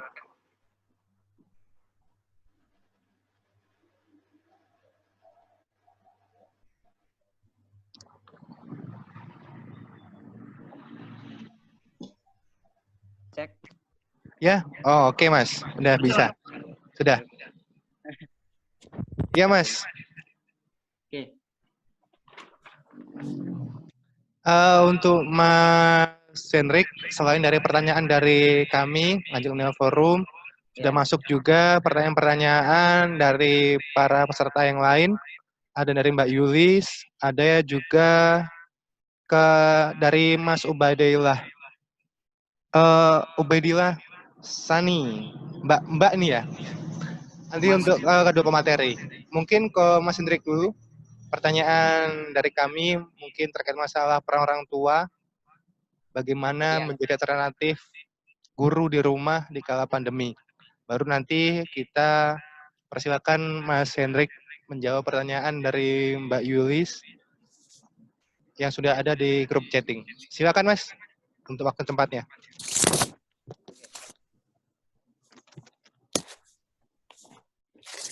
Oke, terima kasih waktunya Mas.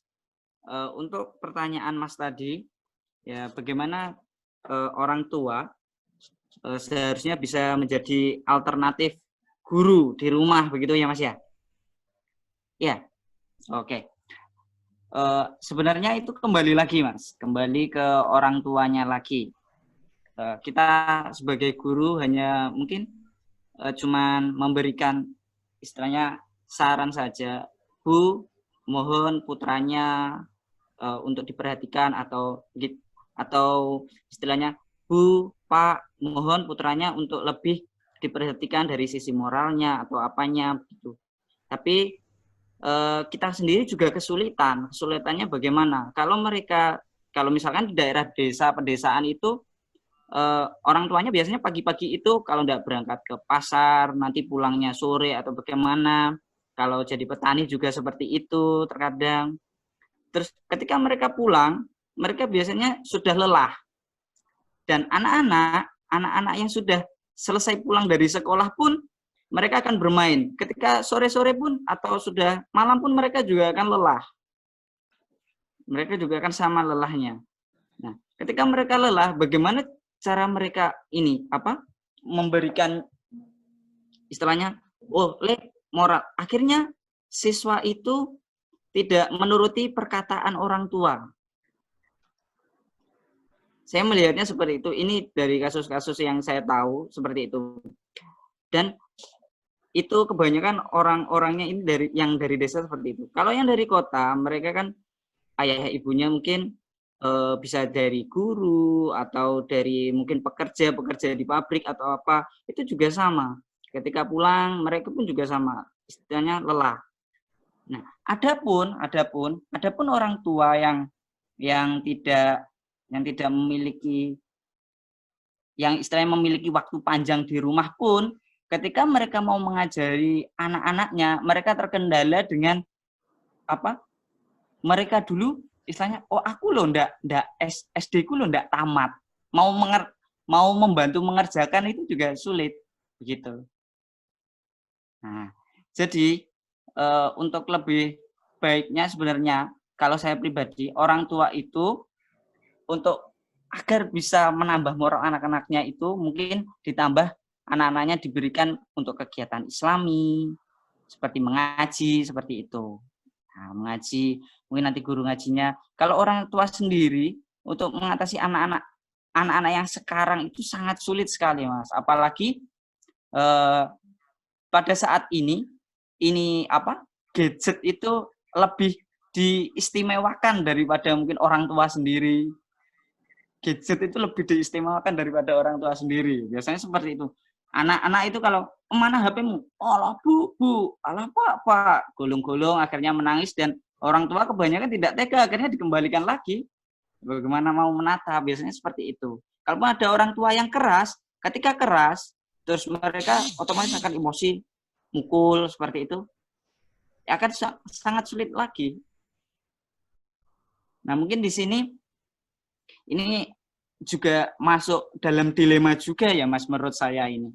Kalau seperti ini juga dilema juga, tapi akan lebih baik mungkin ya itu lagi, kembali lagi mungkin ketika bukan hanya guru, ketika orang tua di rumah itu tidak memiliki waktu, mungkin mereka bisa istilahnya menitipkan dalam artian kalau untuk mengaji mungkin memberikan moral. Anak-anak sendiri itu biasanya akan lebih patuh dengan gurunya atau orang-orang terdekat mereka dan lingkungan mereka, seperti itu. Nah, mungkin itu saja penjelasan dari saya Mas ya. Oke, terima kasih.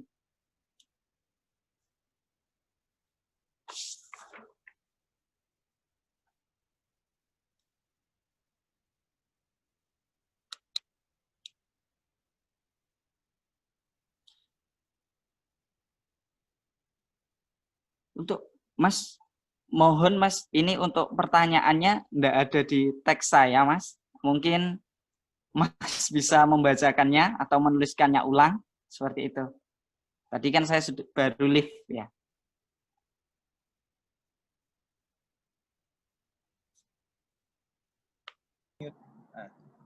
Ya Mas Hendrik. Ya. Nah ini pertanyaan dari Mbak Yulis tadi. Mbak Yulis, mohon maaf agak lama kita membacakannya. Pertanyaannya tadi adalah Mbak Yulis ini berarti sebagai guru SD Mas. Nah, beliau mempertanyakan bagaimana cara mengatasi jika ada keluhan dari wali murid atau orang tua kalau pembelajaran menggunakan video, kuota internet kami cepat habis.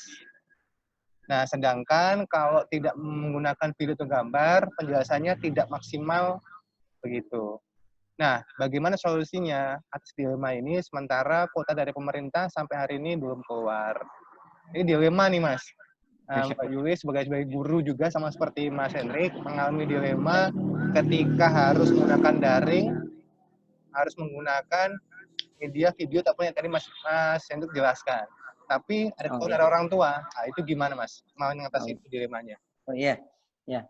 Ketika daring itu tidak istilahnya ada keluhan orang tua ketika gini, internet saya loh Pak cepat habis, misalkan seperti itu ya, internet saya cepat habis. Nah, kalau saran saya pribadi, lakukan luring dengan membentuk kelompok-kelompok kecil ya, untuk kelompok-kelompok kecil. Kalau luring, kalau kita khususnya untuk warga Nganjuk sendiri, untuk guru-guru yang di daerah Nganjuk, kita tidak diperbolehkan untuk melakukan tatap muka mungkin di lingkungan sekolah. Tapi ketika kita melakukan luring tatap mukanya itu di rumah, kemungkinan besar diperbolehkan. Kemungkinan besar diperbolehkan dengan pesertanya itu di bawah 10. Di bawah 10 anak. Ya mungkin bisa 5 anak atau beberapa anak seperti itu.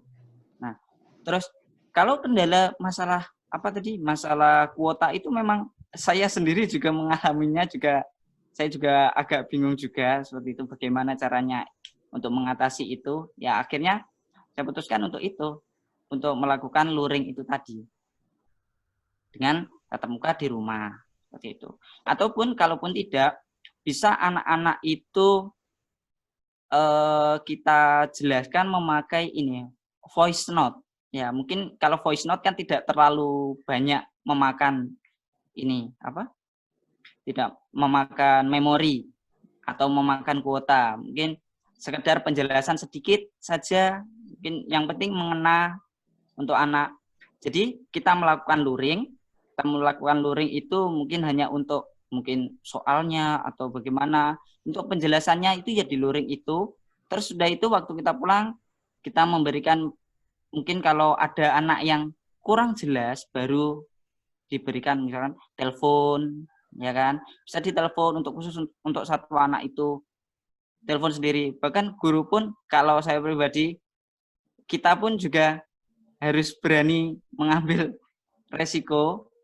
resikonya seperti apa ya, kita harus mau kehilangan, bukan kuota sih kalau saya pribadi lebih baik kita menggunakan apa kayak paketan internet, bukan paketan internet, paketan telepon, kita buat paketan telepon seperti itu, kalaupun providernya itu sama, seperti itu Mas. Ya. Ya, gimana Mbak Yulis, ada tanggapan ataupun ada yang kurang begitu? Sebelum kita next ke pertanyaannya Mbak Ubaidillah Sani. Gimana Mbak? Atau sudah? Mbak Yulis? Sembari kita membacakan lagi, karena kita masih ada waktu setengah jam lagi, sampai jam 4. Ini ada pertanyaan Mbak dari ke Mbak Tirta juga ke Mas Hendrik, kedua pemateri. Ini ada pertanyaan dari Mbak, ini Mbak ya, Mbak Ubadillah Sani. Mas. Oh Mas. Mas itu. Ini beliau mau bertanya kepada para pemateri, apa yang akan dilakukan setelah pandemi ini berakhir? Apa kita akan kembali ke kebiasaan lama dengan kurikulum yang ada, atau mungkin akan ada, kita sebut saja, new kurikulum yang lebih efisien? Setidaknya new kurikulum itu bisa dilakukan di tempat mengajar tanpa melanggar aturan yang ada. Jika memang ada ide baru itu, bentuknya seperti apa? Terima kasih. Jadi lebih kepada inovasi, Mas. Dan juga Mbak Tirta, masalah kurikulum yang mungkin baru gitu ya, hasil dari kebiasaan baru pasca pandemi. Apakah memungkinkan atau tidak? Kalau memungkinkan seperti apa begitu? Monggo Mbak Tirta dulu, baru nanti Mas Hendrik, silakan. Ya, terima kasih Kak Ubaidillah Sani untuk pertanyaannya. Saya baca lagi ya. Apakah kita akan kembali ke kebiasaan lama dengan kurikulum yang ada, atau kita akan ke new kurikulum yang lebih efisien, dan seterusnya. Nah, kalau misalnya saya nih, kan saya bukan di pendidikan formal nih ya, berbeda sama Pak Hendrik yang memang di pendidikan formal. Kalau saya di lembaga LSM, Lembaga Swadaya Masyarakat, di Tirta Foundation, dan kemudian di Rumah Quran Nur Hidayah, dan berbagai lembaga non-pemerintah lainnya. Nah, sehingga saya sendiri memakai kurikulumnya bukan based on bersama-sama secara nasional seperti itu, tapi saya membuat kurikulum sendiri. Kurikulum yang sesuai dengan apa yang orang-orang berada di lingkup pendidikan yang saya sedang pimpin ini, apa yang mereka butuhkan dan apa yang mereka inginkan. Dan saya memakai sistem diskusi serta mengguide segala kritik dan saran, segala masukan-masukan oleh objek yang menerima sistem pendidikan tersebut. Apa yang mereka inginkan apabila pandemi ini berhenti, selesai. Karena sekarang ini segala pendidikan yang saya pimpin ini memang berbasis online karena pandemi ini, sehingga nanti ketika pandemi ini sudah selesai, pasti kita akan adanya culture yang berbeda, budaya yang berbeda ketika online dan offline. Yang saya maksud adalah bagaimana kita tidak shock culture ketika kita online, langsung tiba-tiba offline. Maka dari itu harus ada adaptasi gap. Gap inilah yang harus kita lihat. Bagaimana orang yang terbiasa misalnya belajarnya online, virtual, langsung tiba-tiba diminta untuk offline, berjumpa langsung. Pasti yang pertama akan adanya rasa khawatir.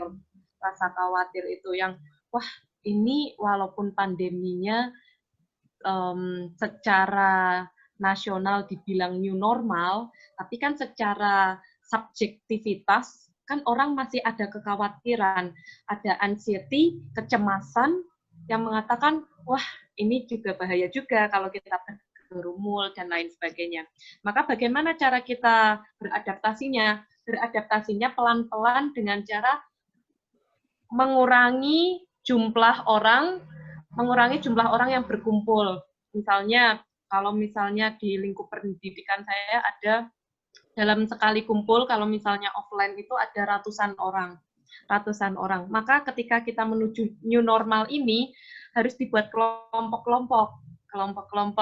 Pelan-pelan satu kelompok kita beri edukasi, kelompok lain kita beri edukasi, sehingga adanya edukasi kolektif, yang kemudian nanti akan berlanjut kepada pembelajaran sesuai dengan kurikulum yang kita buat sesuai dari masukan-masukan yang anak-anak didik perlukan. Tuh. Kemudian yang pasti, sebagai pendidik, kalau misalnya saya di lingkup non-formal dan Pak Hendrik di lingkup formal, saya sendiri memakai sistem inovasi. Apa yang membedakan pendidikan kita dengan pendidikan sebelum adanya new normal ini? Harus banyak inovasi-inovasi yang diberikan. Gitu. Nah, inovasi itu berdasarkan ya pemikiran-pemikiran pribadi, apapun disesuaikan dengan kebutuhan dan keinginan peserta didik kita. Gitu. Nah, jangan sampai kita menjadi pendidik yang mengikuti arus pendidikan yang ada, tapi kita buat sendiri arusnya sesuai dengan inovasi, kreativitas, dan sesuai dengan apa yang diinginkan peserta didik kita, sehingga tidak ada namanya bosan, tidak ada namanya kejenuhan, seperti itu. Karena kalau saya dari segi informal, saya bisa menciptakan sistem sendiri, menciptakan kurikulum sendiri sesuai dengan base keinginan, base kebutuhan, gitu. Nah, kalau nanti di lingkup formal, bagaimana akan dijelaskan oleh Pak Hendrik sendiri. Gitu. Jadi, tetap kita harus membuat ide baru, yang kreatif, inovatif, supaya tidak adanya kejenuhan. Kemudian yang kedua, pastinya kita harus membuat sistem adaptasi agar tidak terjadinya culture shock. Ya, dari online menjadi offline. Gitu, Kak Ubaidillah. Terima kasih dari Mbak Terta. Sekarang ke Mas Hendrik, silakan Mas. Gimana pendapatnya? Apakah kita mungkin atau mungkin bisa membuat satu new kurikulum begitu setelah pandemi ini berakhir? Dan apa idenya kalau ada dari Mas Hendrik gitu? Oh iya. Jadi untuk ini ada tidaknya kurikulum baru itu mungkin kembali lagi dari pemerintah ya. Kita sebagai guru hanya pelaksana saja. Kalau untuk ada atau tidaknya kembali lagi ke pemerintah, tapi kalau harus ada, istilahnya pasti ada perubahan itu sendiri bagi guru, pasti ada. Kalau untuk perubahan kurikulumnya itu urusan pemerintah, kita hanya ikut alur saja. Tapi kalau sudah kita di dalam sekolah ini pasti akan ada perubahan. Nah, perubahannya apa? Ya mungkin kita kalau sekarang ini pembiasaannya kan sering cuci tangan sebelum masuk kelas. Terus sebelum masuk kelas itu juga anak-anak pakai masker. Mungkin nanti ketika mereka akan datang ke sekolah mereka pakai masker, ketika sudah masuk ruang dalam kelas itu sudah dilepas maskernya, seperti itu juga bisa. Terus ide-ide kreatif, pasti ada ide-ide kreatif. Kalau misalkan nanti, kalau biasanya kita kan sering tatap muka, terus memberikan tugas seperti itu. Kalau mungkin waktu sekarang ini, kalau sudah nanti pandemi berakhir, kita di kelas bisa memberikan mereka pengajaran, tapi tugasnya bisa diberikan lewat ini virtual. Ketika mereka sudah pulang, kita berikan virtualnya seperti itu. Jadi mungkin lebih menyenangkan lagi ketika pandemi ini berakhir. Jadi guru akan semakin lebih kreatif dan melek teknologi istilahnya. Mungkin seperti itu. Terima kasih. Ya, begitu Mas Ubaidillah. Mungkin beberapa penjelasannya dari teman-teman pemateri yang sudah disampaikan. Sepertinya kawan-kawan kita akan berakhir dulu pertemuannya karena sudah akan masuk jam 4 dan juga waktu untuk beribadah. Maka untuk itu kita sekali lagi mungkin yang terakhir adalah kita ingin meminta mungkin final statement ataupun mungkin kata penutup untuk tema-tema dari masing-masing pemateri yang sudah disampaikan. Jadi kira-kira spirit apa, final statement apa yang perlu kita pegang dan juga perlu kita sampaikan kepada mungkin pihak pemerintah atau pihak langsung secara formal ataupun bahkan ke orang tua yang sedang mengalami pandemi anaknya dalam kondisi belajar PJJ ataupun daring. Nah, silakan Mbak dan juga Mas Hendrik, Mbak Tirta dulu mungkin final statement-nya terkait tema yang dibawakan. Ya, terima kasih Kak moderator yang sudah memberikan kesempatan dan panitia yang sudah memberikan pembelajaran pada hari ini. Untuk closing statement dari saya pada sore hari ini adalah pendidikan adalah ujung tombak peradaban. Pendidikan adalah ujung tombak untuk memberikan yang terbaik bagi bangsa, bagi daerah kita, khususnya Kabupaten Nganjuk. Maka dari itu,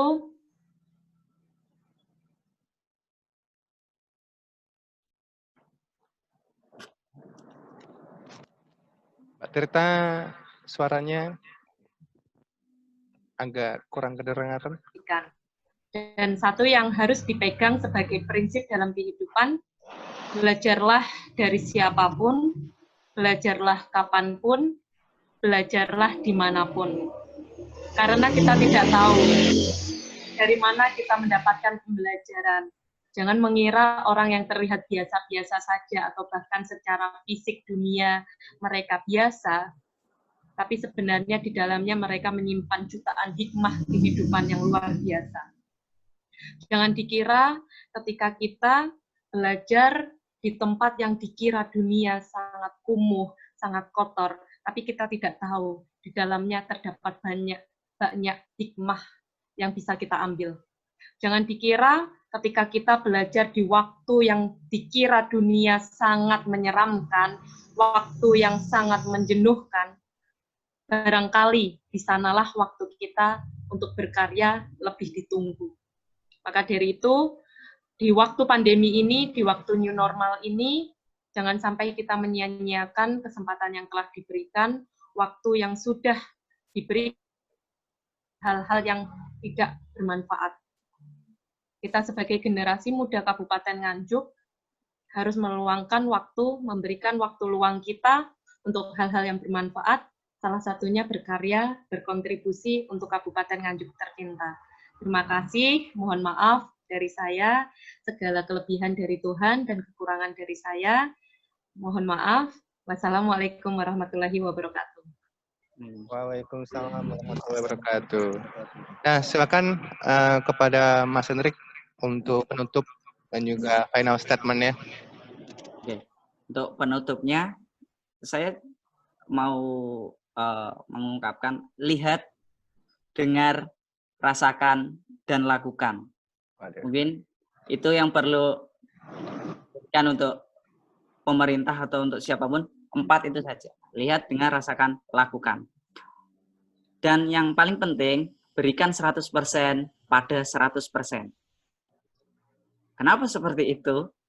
Karena ya 100% untuk niat kita, dan ketika mau melakukan, kita berikan 100% lagi untuk pengerjaan kita. Jadi berikan 100% pada 100%. Mungkin itu saja.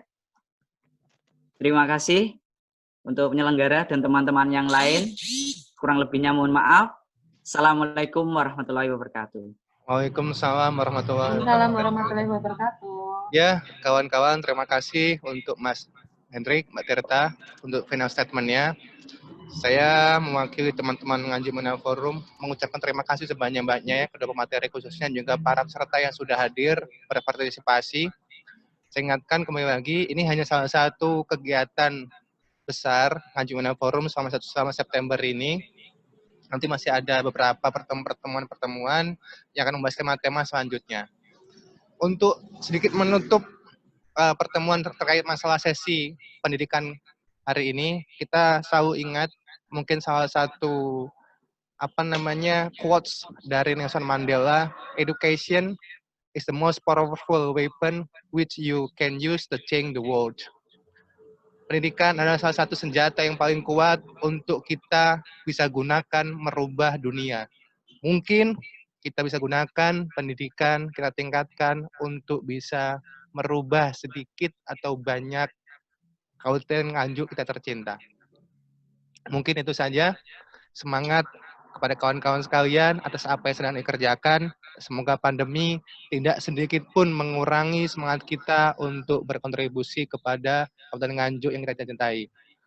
Ingat, kami dari Nganjuk Forum dengan semboyan kolaborasi Milenial Nganjuk ingin mengundurkan diri. Saya sebagai moderator Firman Hidayat Kolbi, mohon maaf jika banyak mungkin kekurangan dalam fasilitas yang diberikan oleh kami.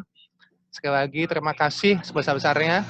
Saya akan kembalikan kepada host untuk menutup acara hari ini. Terima kasih. Assalamualaikum warahmatullahi wabarakatuh. Waalaikumsalam warahmatullahi wabarakatuh.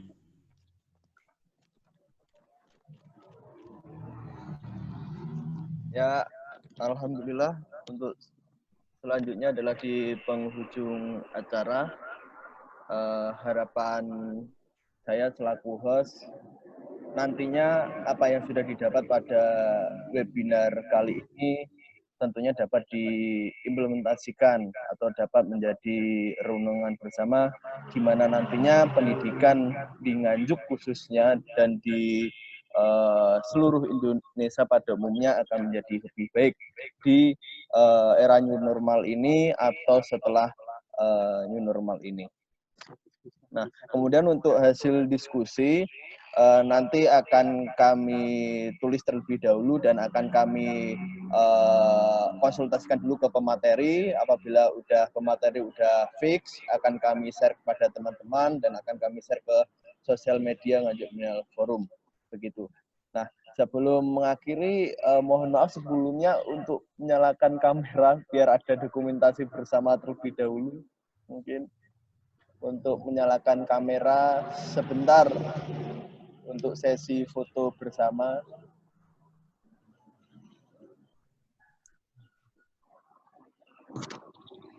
Untuk menyalakan kamera terlebih dahulu, teman-teman.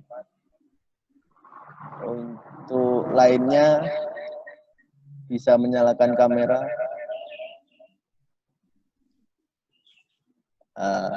Mungkin segini ya untuk yang bergabung. 1, 2, 3. Terima kasih. Terima kasih. Sebelum mengakhiri, mari kita tutup dengan doa supaya sekali lagi ilmu hari ini bermanfaat bagi kita dan bagi sekeliling kita. Berdoa mulai.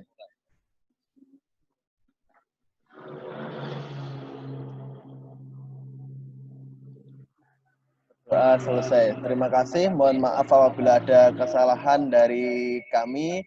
Wassalamualaikum warahmatullahi wabarakatuh. Monggo bisa untuk live dari itu. Waalaikumsalam warahmatullahi wabarakatuh.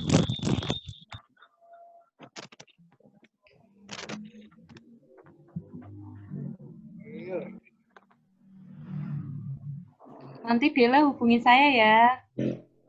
Nanti biar saya izin Kak Cita, untuk nomornya biar saya share atau gabung di grup aja gimana? Apa ya boleh? Terima kasih teman-teman bisa live.